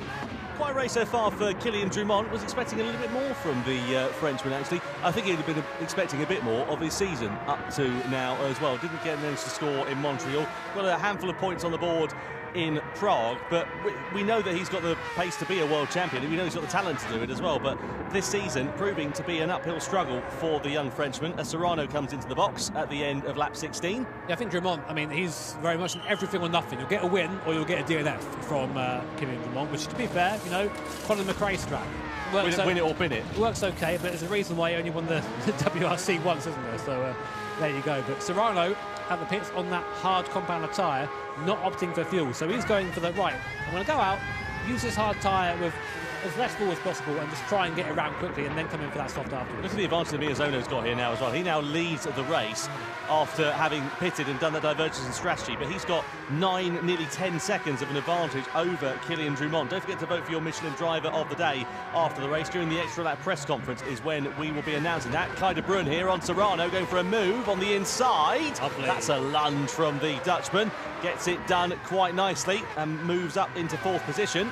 Now, again, to the benefit of Kai, he is +8 so far in this race. I mean, he has used he's used the hard and medium, so he's still got the soft tyre to come as Kaj de Bruin. So this could be a good run for Kai. I mean, we know Miyazono and Drumont both have to go on to Miyazono has to go on to the hard tyre at some point. So it maybe isn't quite over yet. And this is the thing, isn't it? These divergence and strategies. We saw it in the Manufacturers' Cup a couple of hours ago, where drivers will go onto the soft tyre at the end of the race, and that means they're inherently that much quicker. So this could prove to be a very exciting strategy here for Kaj de Bruin. 9.5 laps to go. We'll keep an eye on what is going to happen here for the Dutchman, because as Jimmy said, he's made a brilliant ascension through the field, a nice quiet race for him, and a podium finish would not be an unwelcome sight at all, especially given where he was in that sprint race about half an hour or so ago now, because he deserves a podium for Kaj de Bruin. We know he's got good pace. You've seen it over the course of the last couple of years or so. Comes into the pit lane then with 8 litres of fuel left on board. Drumont also into the box as well. The Frenchman here could be on for a strong result, quite possibly too. And Coque López likewise coming in as well. You wonder where it's all gone wrong for the Spaniard. It's not proven to be a particularly fortuitous race. So Drumont and de Bruin in. They'll be taking fuel on board at this stage as well. Crucially, Drumont having to take about 3 fewer litres compared to de Bruin there as well. So his pit stop will be shorter by a handful of seconds. That is that's a long time for those softs to last. That's 9 laps. And we've seen that the furthest we've seen them taken so far was Robbie Heck with 8 laps, and they were pretty knackered at the end of that. So I don't know. I mean, it's going to be bold. It's having a go. Why not? You've got to have a go. And there you go. There's the advantage of sorting your fuel out. So Serrano out ahead of Kaj de Bruin, and Kylian Drumont up the road from both of them. Yeah, de Bruin losing 2 places there as a result of that longer fuel stop, essentially. So Drumont's now into 8th position, and he's got a good, comfortable cushion, actually, of about 25 seconds or so compared to Callum Roach in front of him. So he can just drive his own race at the moment. Roach and all the field in front of him owe another pit stop in this race. So let's see what happens here for Kylian Drumont. Has he pulled a bit of a blinder to get himself into podium contention in the latter stages of this race? At the moment, it's still Miyazono that leads by some 12 seconds. I think the victory for the likes of Drumont and Serrano, etc., are going to be that step too far. But as Sasaki comes into the pit lane with 8 litres of fuel and Barbara with 2 litres of fuel, they make their final stops, seemingly, in this race. Now, where does Sasaki go? Does he decide to go for the soft tyre? He surely has to, yeah, because everyone else around him is going to be on the soft tyre, and his will be 1 lap fresher compared to those who pitted last time around as well. I was going to say, I wonder what happened to Valerio Gallo, but he took fuel earlier in the race, so he's got fuel to the end now, whereas Carrazza and Miyazono both need to pit for pretty much a full tank. So let's see where Gallo actually comes out here. So Gallo's going to be quite competitive with his drivers around him once Miyazono boxes. Sasaki coming onto that soft compounder tyre and now leaving the pit lane. Does he come out ahead of this little train behind him? This will be absolutely... he needs that. No, he doesn't. Behind Drumont, but behind Serrano, and not just about coming out ahead of Kaj de Bruin, but Sasaki back into the pack now. So you're seeing what the lack of fuel saving has done even though Sasaki led most of the start of this race here after Miyazono boxed, that was it. He didn't quite save the fuel in the right way, and now he's back in the pack again. Well, it's proven to be a bit costly for some drivers here, this fuel strategy. So Drumont there in 5th position. Serrano and Sasaki not too far adrift. Now Miyazono into the pits. Oh, look at that for a fuel strategy. 1 litre left. You can't cut it any finer than that. If there's a man who knows how to eke the maximum out of his car, it is Takuma Miyazono. And don't think that he was slow last time around as well. He was a 27.6 across the line, so it's not like he's been doing massive fuel saving. He's just timed it really well. Yeah, I mean, like, onto that hard compound of tyre now. Now here's the agonising part of the drive. You just have to wait for this fuel to go in. Now Gallo has gone up into the lead, into 2nd place. Karatsa in the lead right now. Karatsa's got to come in at some point. He hasn't got enough fuel to get to the end, so take him out of the equation. Yeah, and Gallo's also got to serve another pit stop because he owes the hard compound tyre, doesn't he? But what's the gap, I think, to Miyazono? That is the big question. Well, Miyazono's surely going to come in because he's not going to finish the rest of this race 7 laps on the hard tyre. That would be very detrimental in comparison to everybody else. The longest stint we've seen on the hard tyre to date is 3 laps, and it's about 1.7 a second a lap slower. So I'm sure that Miyazono's going to do one and done. Surely not, because like that's going to give the race away doing that. Well, unless he wants to have more pace at the end. But a hard tyre for 7 laps, that's a risky strategy. But he had to come in because he needed fuel. He had no choice, did he? That's not worked out very well for Takuma Miyazono. I think he's made a mistake there, if I'm honest.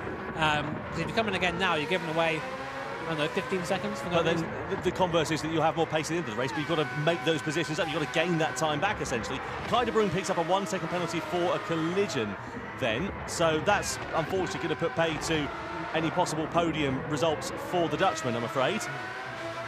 So, Karatsa is that leads then. Let's try and work out this one. I'm sitting here looking at this. So Karatsa leads. He owes another compound of tyre. How much fuel has he got on board? Not enough. He's got 6 litres. So he's going to come in at the end of this one. You can forget about him.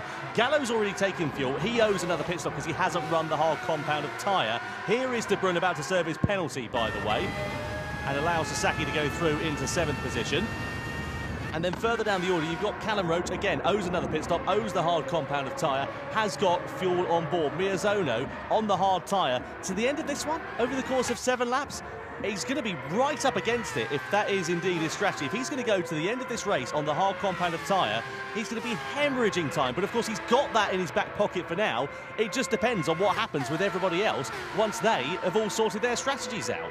I was going to say, I feel like this race is sort of coming to Valerio Gallo at the moment, from what I can see on him and Callum Roach looking very fast. I just don't think that being on that hard time, I mean, we'll check out Miyazono's lap times, but I just don't think he's going to be able to compete with those on the soft around him. I mean, we are going to see Gallo and Roach and the like come in for that hard tyre. They have to use that at some point.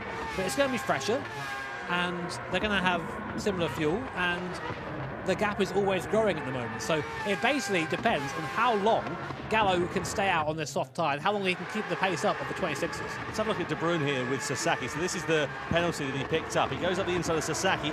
Pushes him wide a little bit onto there, and then there's a smattering of contact as Sasaki rejoins, tries to close the door a little bit, and, well, there we go. Right, so Karatsa's in, no fuel left on board, 0 litres. That, well, didn't they? yeah, there's as close as you like, and then there's running on fumes. I reckon that he probably had to coast the last couple of metres for that one. Serrano's picked up another penalty here of a second as well due to track limits.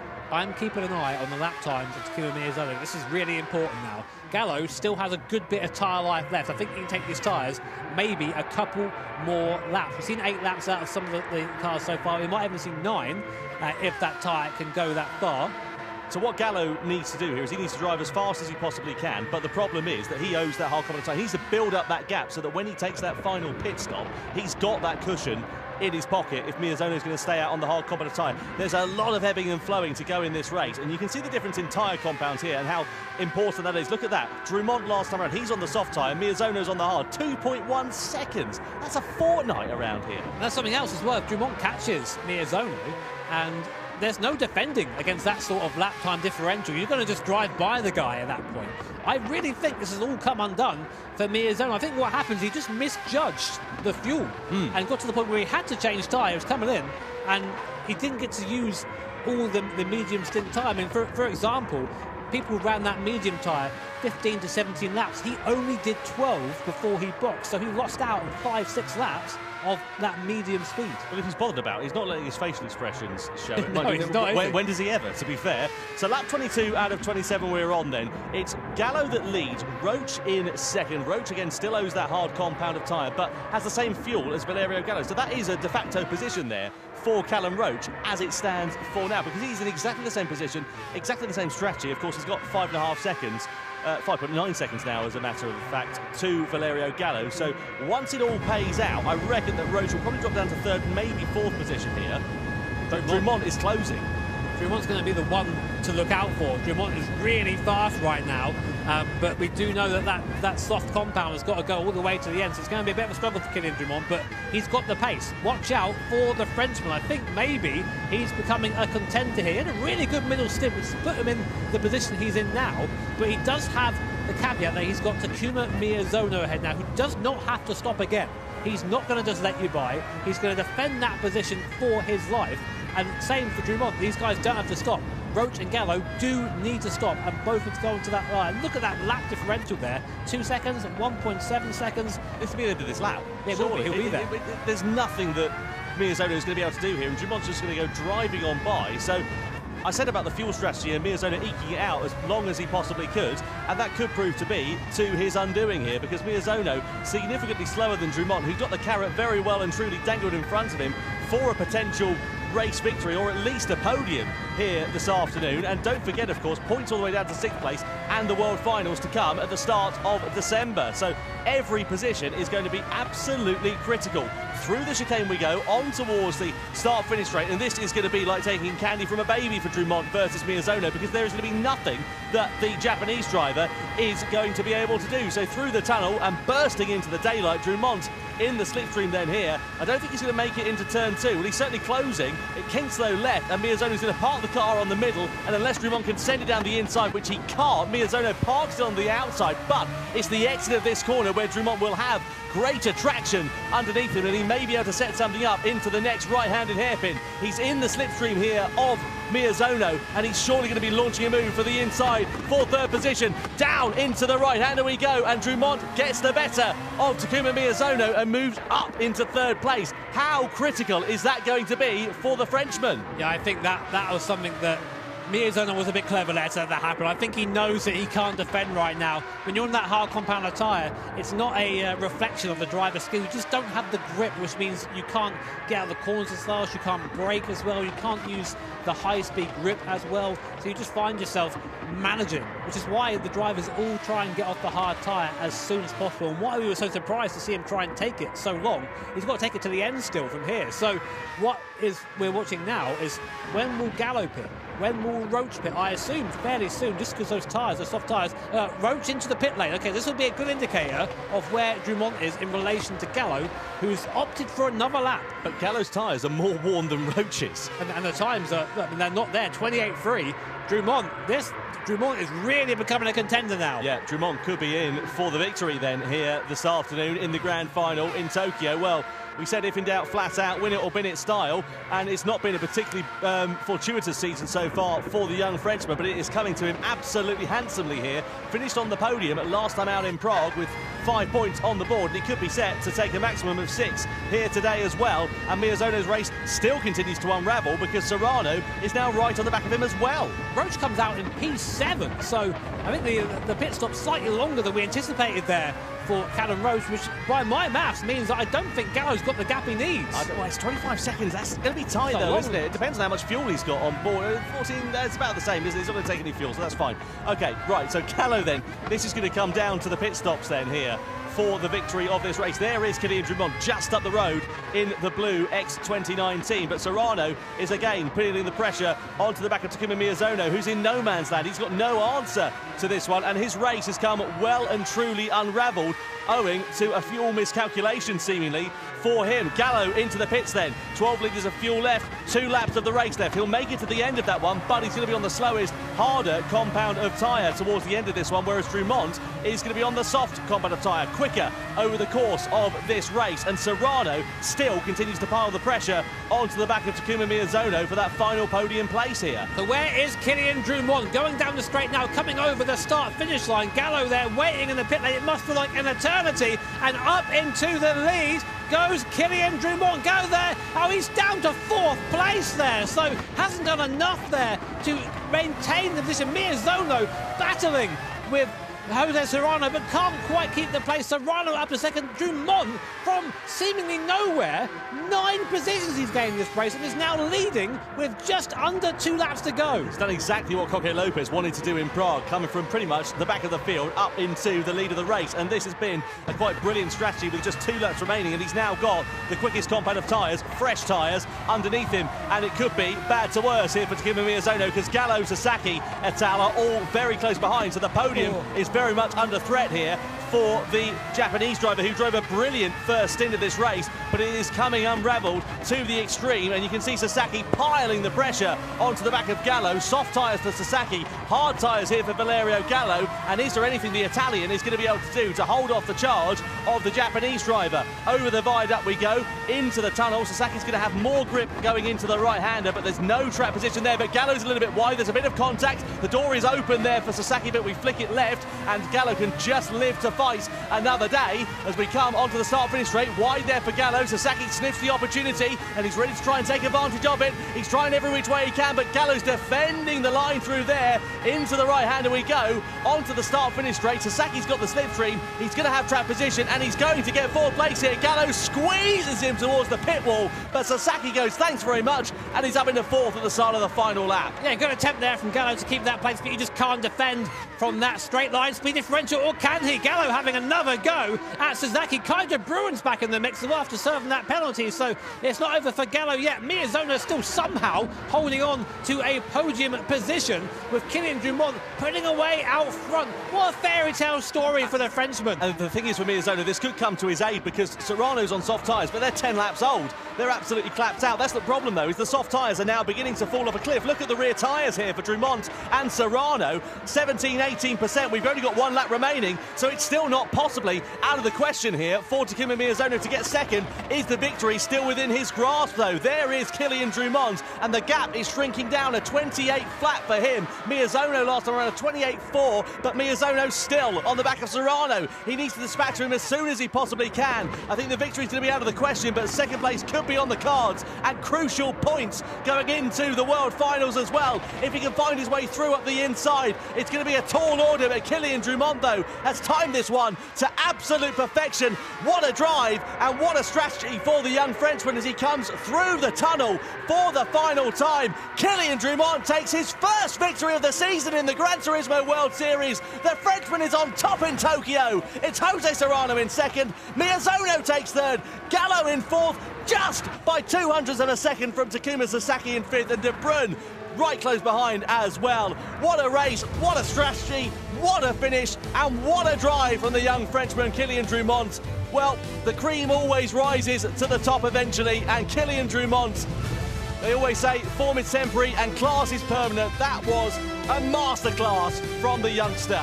And what an unexpected result from us. I don't think any of us predicted that Kylian Drumont would be on the top step when we came out of the qualifying race earlier on, but what an effort from the Frenchman there. I've got to say, I thought that Gallo had that sewn up for most of it. He just didn't quite have that pace on the middle stint when he needed it. And Miyazono doing a fantastic job at the end there, just to hang on that alternate strategy. It didn't quite work out for him. Definitely a big mistake there. But to be able to hold on to 3rd place and nearly catch Serrano at the line just shows the speed and pace of the Japanese driver. Fantastic job from Kylian Drumont. It wasn't a home victory that the crowd were after, but a home podium for Takuma Miyazono, finishing in 3rd position. I think he'll be pretty pleased with that. And as we said, crucial points going into the World Finals as well. Here are the highlights there for the Grand Final. Takuma Miyazono starting this one on pole position, and he managed to get an early lead on the soft tyres. He had to do it on that soft compound, as you say, Tom. Very important to use that early, and he did that. This is something you've seen him done before, but this might have been something that really affected this race here. A 1 second penalty just for track limits. Very easy to pick that up around here, which saw him box early for that medium compound of tyre, which actually turned out to be his first mistake. Meanwhile, Callum Roach and Jose Serrano had a fantastic battle midway through the race. Great to see Callum Roach up the sharp end of the field, and Serrano there just showing us why he was champion back in 2023. Yep, so this is the pit stops in the middle stages of the race. You can see drivers there diverging in strategy, some taking on a bit of fuel, others deciding not to do so. There is Takuma Miyazono, and at this point he knows that his race is beginning to come unraveled because he drove a brilliant first stint, not a bad middle stint either though, but he didn't have enough fuel on board, had to pit, had to do a long stint on the hard compounded tyre. And unfortunately, that was the undoing for him. Meanwhile, Kylian Drumont, who had pitted for the soft tyres, 10 laps before the end of this one, managed to ghost his way up to the sharp end of the field. This is Miyazono versus Serrano with a couple of laps remaining.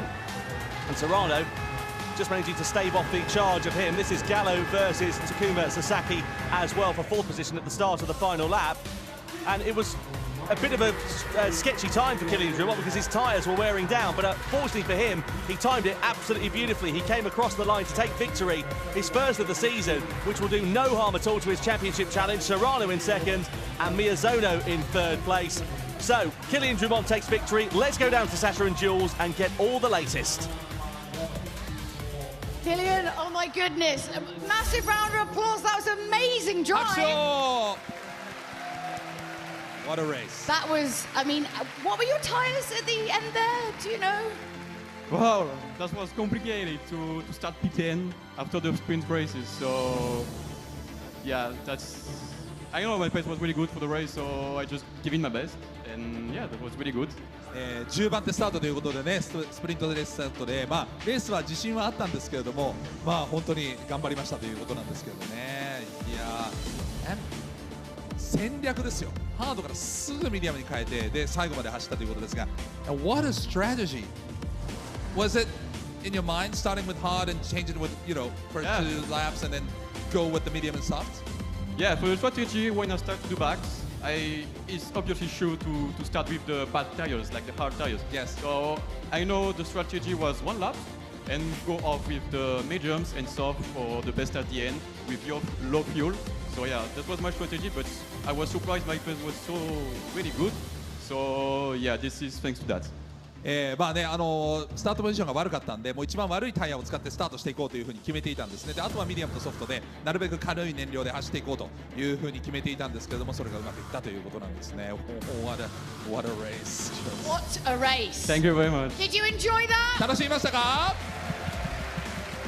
We certainly did. Let's throw it back to Tom and Jimmy.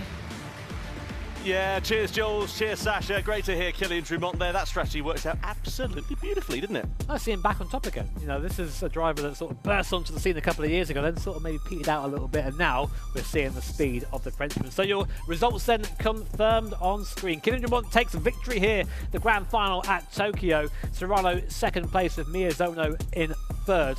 Gallo fourth, Sasaki fifth, and Kaj de Bruin taking the last point there in sixth. Although the big news really for that is Coque López, the leader going into this round at Tokyo, failed to score. Here's what it does to the points ranking. Yeah, López from first down to fifth. How the tables have turned for the Spaniard. Consistency was the name of the game for him, and unfortunately, not a consistent round 3 for him. And that means that Kylian Drumont leads by 1 point ahead of Jose Serrano, Takuma Miyazono, and Valerio Gallo going into the World Finals. Yeah, that's crazy. That top 4, all separated by 1 point. I mean, that is exactly what we want, really, going into Amsterdam. It's going to be an amazing showdown here. But don't forget, of course, to vote for your Michelin driver of the day, Miyazono, Drumont, or Valerio Gallo. You can vote, of course, on YouTube in our little poll as well.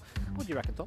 I would have to say Kylian Drumont based on that strategy. I know that sounds like a bit of a cop-out because he went and won the race, but it was very, very impressive. And you've got to feel for Takuma Miyazono as well. He had the victory possibly in his grasp there. He drove a brilliant first stint, but seemingly a miscalculation, we reckon, for the fuel in that middle stint cost him. I really think what happened is he goes, all right, okay, I'm going to just serve this penalty now and pit, and then sort of forgot that, oh no. To be fair, that penalty, I didn't even think about that. Yeah. You know, that could have possibly, I mean, he was what, 1.7 seconds? That would have been, well, it would have been possibly the race lead, wouldn't it? That penalty could have cost him the victory. He would have been there. That's how tight these margins are. I said it when it happened. That could affect the race massively, and it does. You've got to be so clean and so precise in this race. It's the smallest mistake.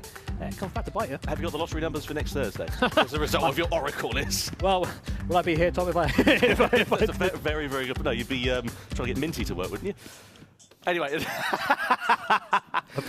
Kylian Drumont, beautiful job from the young Frenchman. And as I said, class is temporary, form is permanent. Yeah. Wait a minute, other way around. Form is temporary, class is permanent. reverse it. Whatever saying it is. It's been a long day. It's been a long day. But yeah, brilliant job from him. I can't overstate how impressive that is as well, because as I said, he's had something of an anonymous season so far. If you remember back to Montreal when we were at Road America, he ended up crashing out, didn't he? And you know, a possible podium finish there slipped through his fingers. What did we say? He either wins it or DNFs. Yeah, wins it or bins it. So he's won it this time. Yeah, World Finals, aren't we? Don't forget about Amsterdam, of course, of the World Finals, because you can still get your tickets for that as well. They're on sale now. You can meet Tom Brooks. I don't know if that's a reason to buy them or stay away from Amsterdam. Exactly, yeah, that means the ticket sales are going to go down. But I'm really looking forward to the World Finals, especially considering the fact we've got, what, 4 or 5 drivers all separated by 1 point. Yeah, I mean, I've got no idea what's happened for that World Final. All I know is it is going to be an amazing spectacle. It always is the Nations Cup. Looking forward to it, mate. Absolutely. Well, let's get the podium ceremony then underway here in Tokyo for the Nations Cup.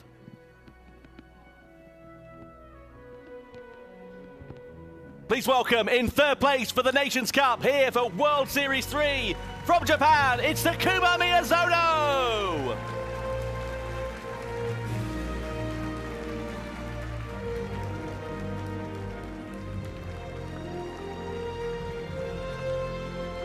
Second place here for World Series 3, back onto the podium for Spain, it's Jose Serrano!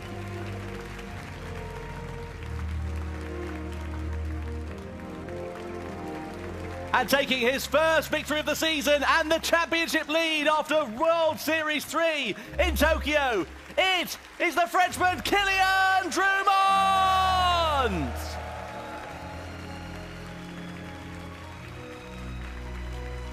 And now, ladies and gentlemen, your respect please for the national anthem of France.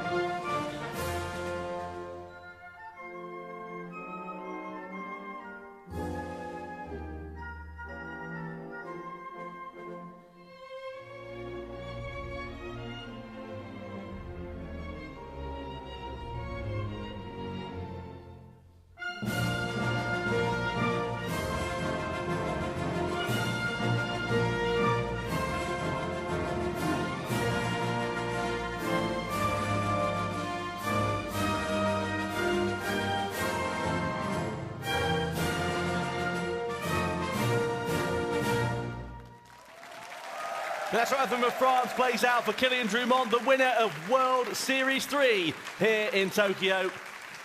And it's now time for the awards to be presented to our top 3 finishers. Third place award is presented by Hiroaki Tanabe, the marketing communications for Brembo Japan, as he makes his way onto the stage here in Tokyo to award the 3rd place trophy.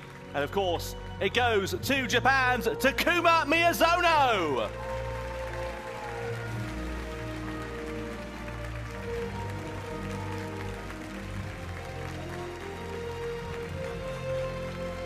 The 2nd place award is presented by Hiroaki Odashima, the marketing director for Michelin Japan, as he makes his way onto the stage. The 2nd place trophy is awarded to Spain's Jose Serrano.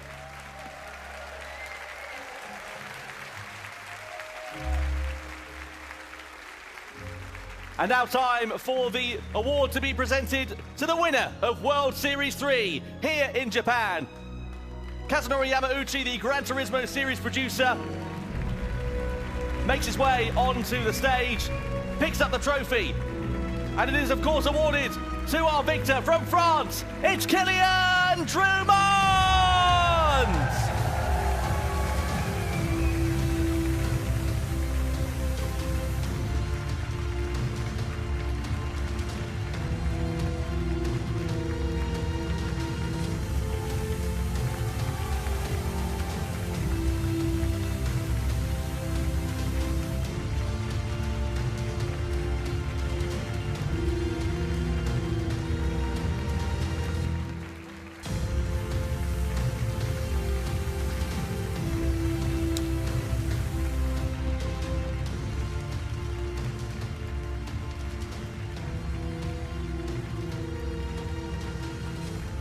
Well, the celebrations then will begin very shortly, or will continue very shortly, as a matter of fact. Come to think of it, it's been a brilliant race, hasn't it? Really, really superb. And I'll tell you what, it's an absolute treat for the World Finals, which, by the way, I don't know if we mentioned, tickets are on sale now to get yourself to Amsterdam.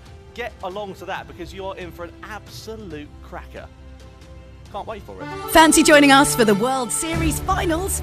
Well, it's going to be happening in Amsterdam, Netherlands from December the 6th to the 8th at Theatre Amsterdam, which is the same venue as last year's Showdown event. Gold tickets are on sale now. Head on over to GranTurismo.com before they run out.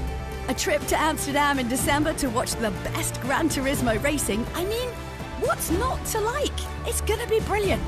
But if you can't make it in person, don't worry. You can still catch all of the action online through our YouTube and Twitch channels at GranTurismo.com or directly on Gran Turismo 7.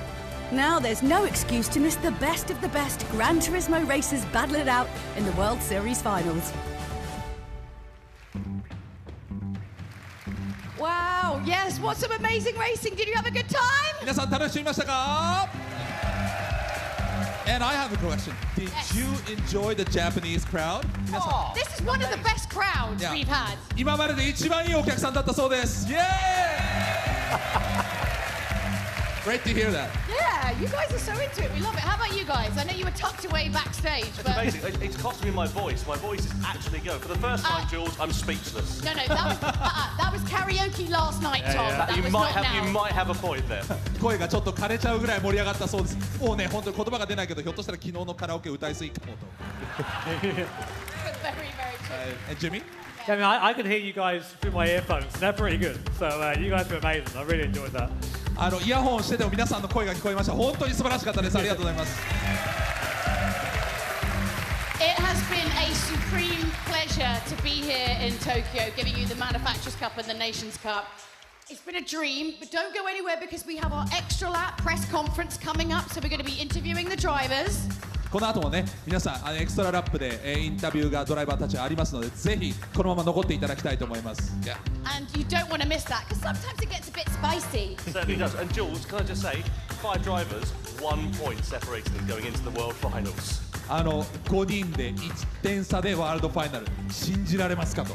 Yeah, unbelievable. You don't want to miss it. Thank you so much for having us, Tokyo. And we will see you very soon next time. Goodbye. Bye. ありがとうございました。さようなら。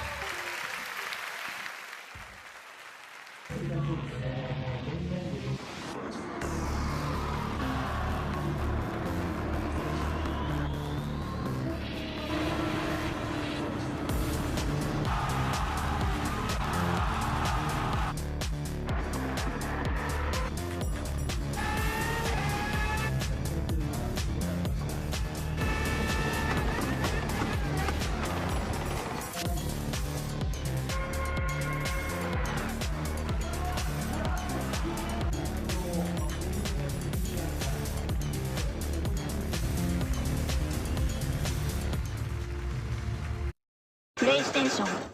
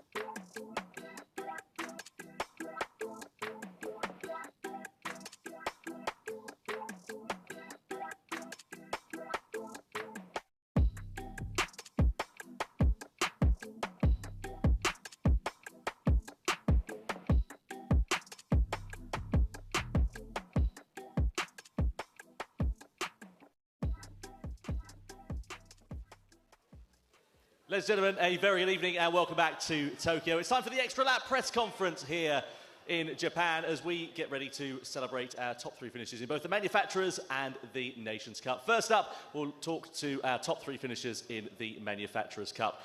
From BMW, Saya Suzuki, from Subaru, Takuma Miyazono, and from Lexus, the winning manufacturer here in Japan, Kanata Kawakami. Let's have a round of applause. 拍手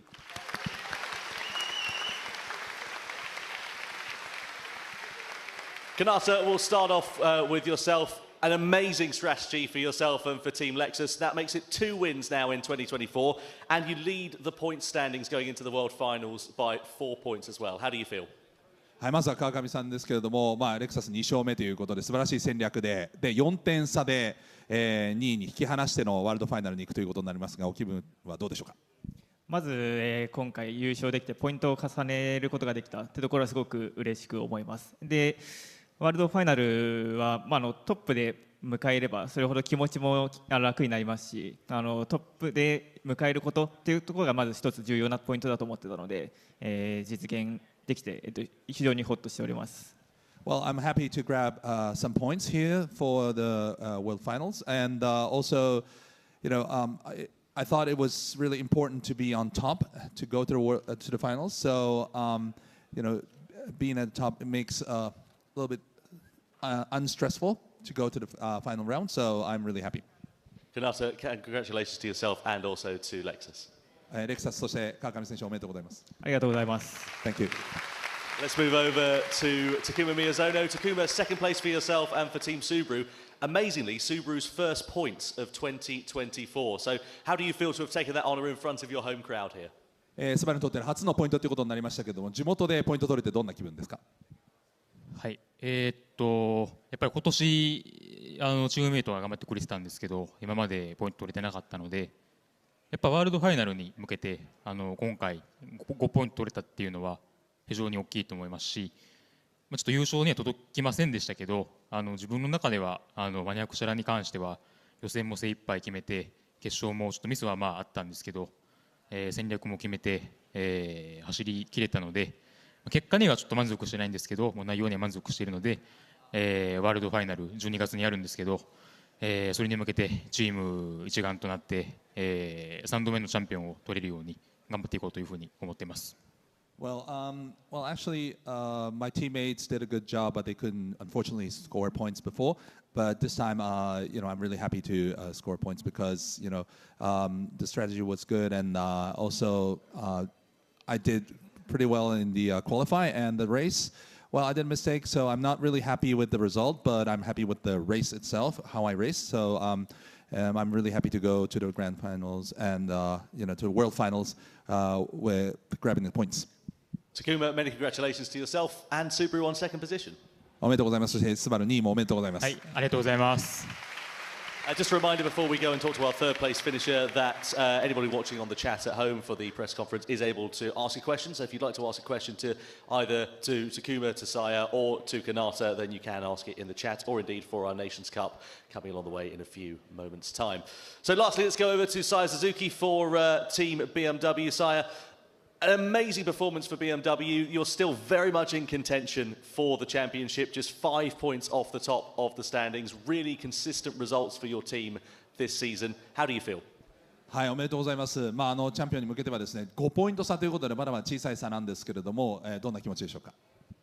はい、まず前回ラウンドのチームメイトが表彰台に上ってポイントを重ねてくれたので、自分もその期待に応えて今回もポイントを取ることはできたんですけれども、とりあえず、自分的には満足できなかった部分もあったので、もうちょっとポイントを重ねることもできたかなと思っております。ただ今回のレースに関しては非常に満足しております。So at the last race, my teammate did a good job to go up on the podium. So I'm happy to follow that. But I am not really satisfied with my race because I could have grabbed more points. But still, I'm really happy to be here. So, well, congratulations to yourself and for BMW, and it's all to play for in the World Finals. おめでとうございます。そしてまだまだワールドファイナルどうなるか分かりませんから頑張ってください。はい、ありがとうございます。Thank you.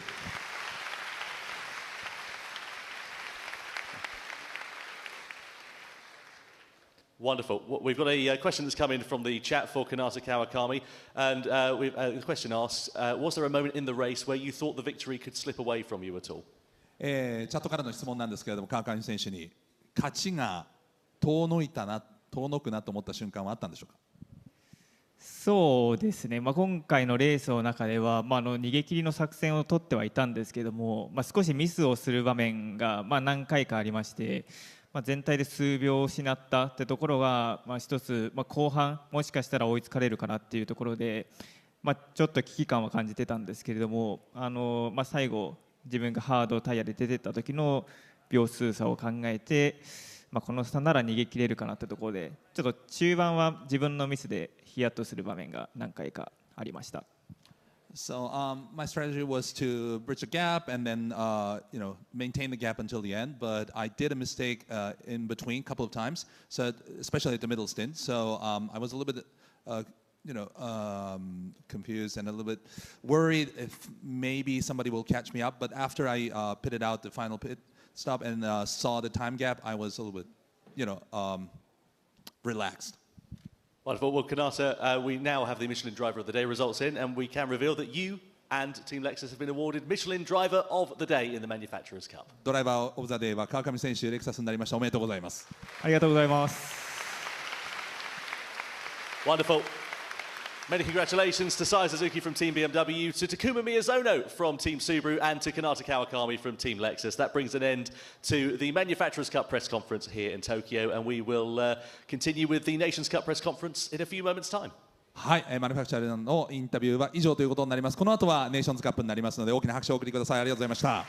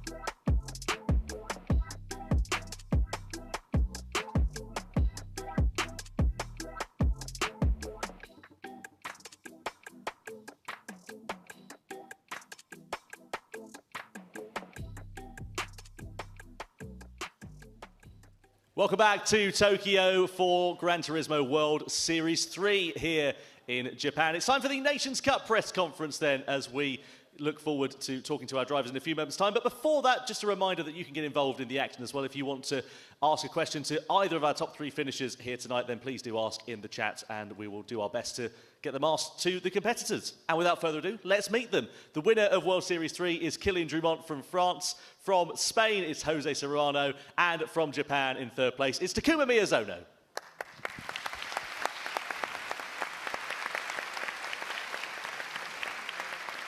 Kylian, let's start with yourself first of all. That was incredible, really, really incredible. We were sat there in the commentary box wondering if you were going to be able to pull off that strategy, and I could hear the Spanish commentary box next to us as well, really excited. How do you reflect on that race? Wow, the race for me was a bit clean, like no traffic, no mistake by me, just go straight to the what I can do with the strategy I did. So yeah, one lap on hards, maybe 17 on mediums, and go to the soft tire and go very fast for go to get the podium victory. So it was open. So yeah, it was really good. And now you're leading the championship going into the World Finals. I mean, given the fact that the season didn't start off in the best way when we were in Montreal, how do you feel about that now? Yeah, for Montreal was a bit hard. Like I finished the race, like with one crash, one strategy. So it was difficult to repair this mistake. So yeah, now is disappear. Now I gain a lot of points for disappear this round. So this is really good, and go for the World Finals now. Kylian, many congratulations. A round of applause for Kylian Drumont. Second place for Jose Serrano. Jose, you're just 1 point away from Kylian at the top of the standings going into this. You're, of course, part of the team that won the Nations Cup in 2023 as well. How do you feel about the result here today, first of all?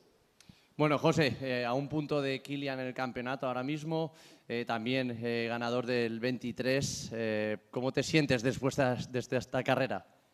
Pues la verdad que este evento me ha venido muy bien porque las expectativas que tenía para esta carrera eran un poco bajas, pero la verdad que cuando hemos empezado la carrera ya me he sentido más cómodo y la verdad que ahora me siento mucho más fuerte para la gran final. Well, at the beginning I had no big expectations to have a good fight here in Tokyo, but the result has been, really, really great for me. So I'm now ready to fight for the championship in Amsterdam. So with this result, so yeah, really, really happy for it. Jose, many congratulations on second place for Jose Serrano. And third place for Takuma Miyazono. Takuma, an amazing first stint in that grand final, but it all sort of unravelled a little bit in the middle to latter stages of the race. What do you think it was that cost you a chance of victory here today? 素晴らしいファーストスティントだったんですけれども、その後だんだんとなんかちょっと予定が狂ってしまったような感じがあると思うんですけど、何がこの勝利を遠ざけてしまったのか、何が問題だったんでしょう。まず一つは準決勝で勝てたんですけど、もうその時にもうなんか喜びすぎたというか、もうそこで一回集中が切れちゃったのかなっていうのがちょっと振り返ってみて今一個思うところで、それが序盤の壁の接触につながってしまって、大体あれで 1.5 秒ぐらい失ってしまったので、あれがなければ最後争えてたのかなっていうふうに思いますし、あとやっぱ単純に2人の方がタイヤ持たせるのが上手で、僕はソフト10周は走れなかったので、正直実力がまだまだ足りないので、次のワールドファイナルまでまだ2ヶ月少々あるので、彼らに負けないような走りができるようにまた練習を積んでいきたいと思います。So first of all, I think I enjoyed too much the win of the sprint race. So maybe some concentration went a little bit away for the main race. And that's the reason I touched maybe the wall at the beginning. So that cost a little bit, 1.5 seconds maybe. So maybe if that didn't happen, I could fight with them at the end. And secondly, it's simply they were better with the soft tires. I couldn't manage to drive 10 laps. So that means they're better drivers. So I have to prepare more for the World Final and practice. It's 2.5 months. So I have to practice more to be a better driver. Well, Takuma, third place and still very much in the championship contention, tied on points with Jose Serrano as well. So we wish you all the very best of luck for the World Finals. はい、セラノ選手とは点も同点ですし、1点差ですから、ワールドファイナルでは期待しております。今僕って何位なんですかね。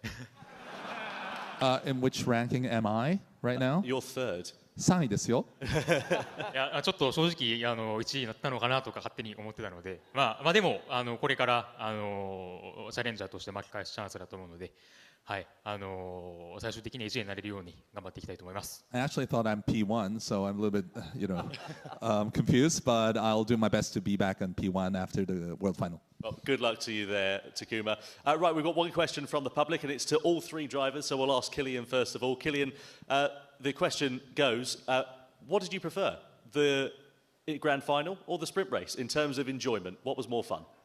Of course, I will say Grand Finals, because sprint races was completely bad for me. But yeah, sprint races lot of intensity with short race, and yeah, and I prefer, to be honest, the Grand Final, because you need to have a good stint, a good pace, a good tire wear, a good everything, good battles, and manage the traffic and everything. So yeah, I prefer the Grand Final for me. And Josete, yourself? ¿Qué piensas? ¿Qué prefieres, la sprint race o la gran final como formato, como si prefieres más estrategia o una sprint race loca como la que ha sido? Prefiero lo mismo que Kylian, porque la sprint race es una maldita locura.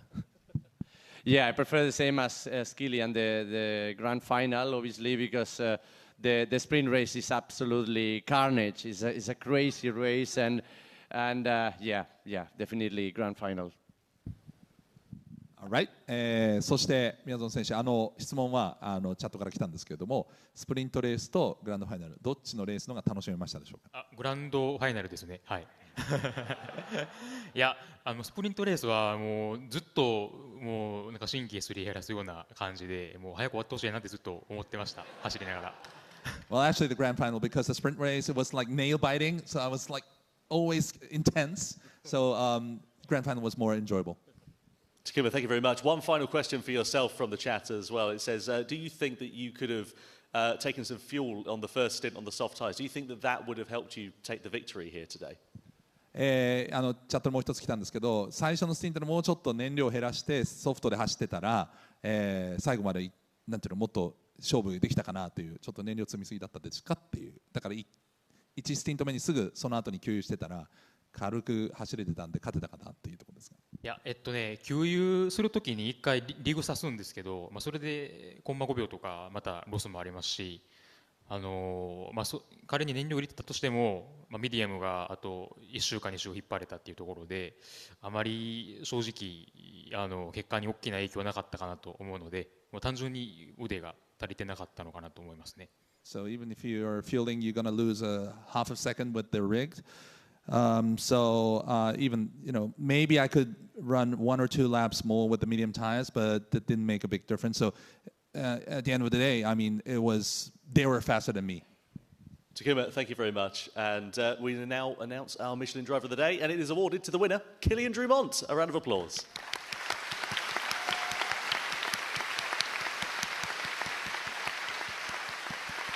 Wonderful. Well, that does then bring an end to Gran Turismo World Series 3 here in Tokyo. What an event it has been. Huge congratulations to our top 3 finishers. And the championship is so close going into the World Finals, which takes place between the 6th to the 8th of December in Amsterdam. Thank you ever so much for joining us here this weekend. Take care, and we'll see you for the World Finals as we get ready to crown our world champions. Take care. See you then.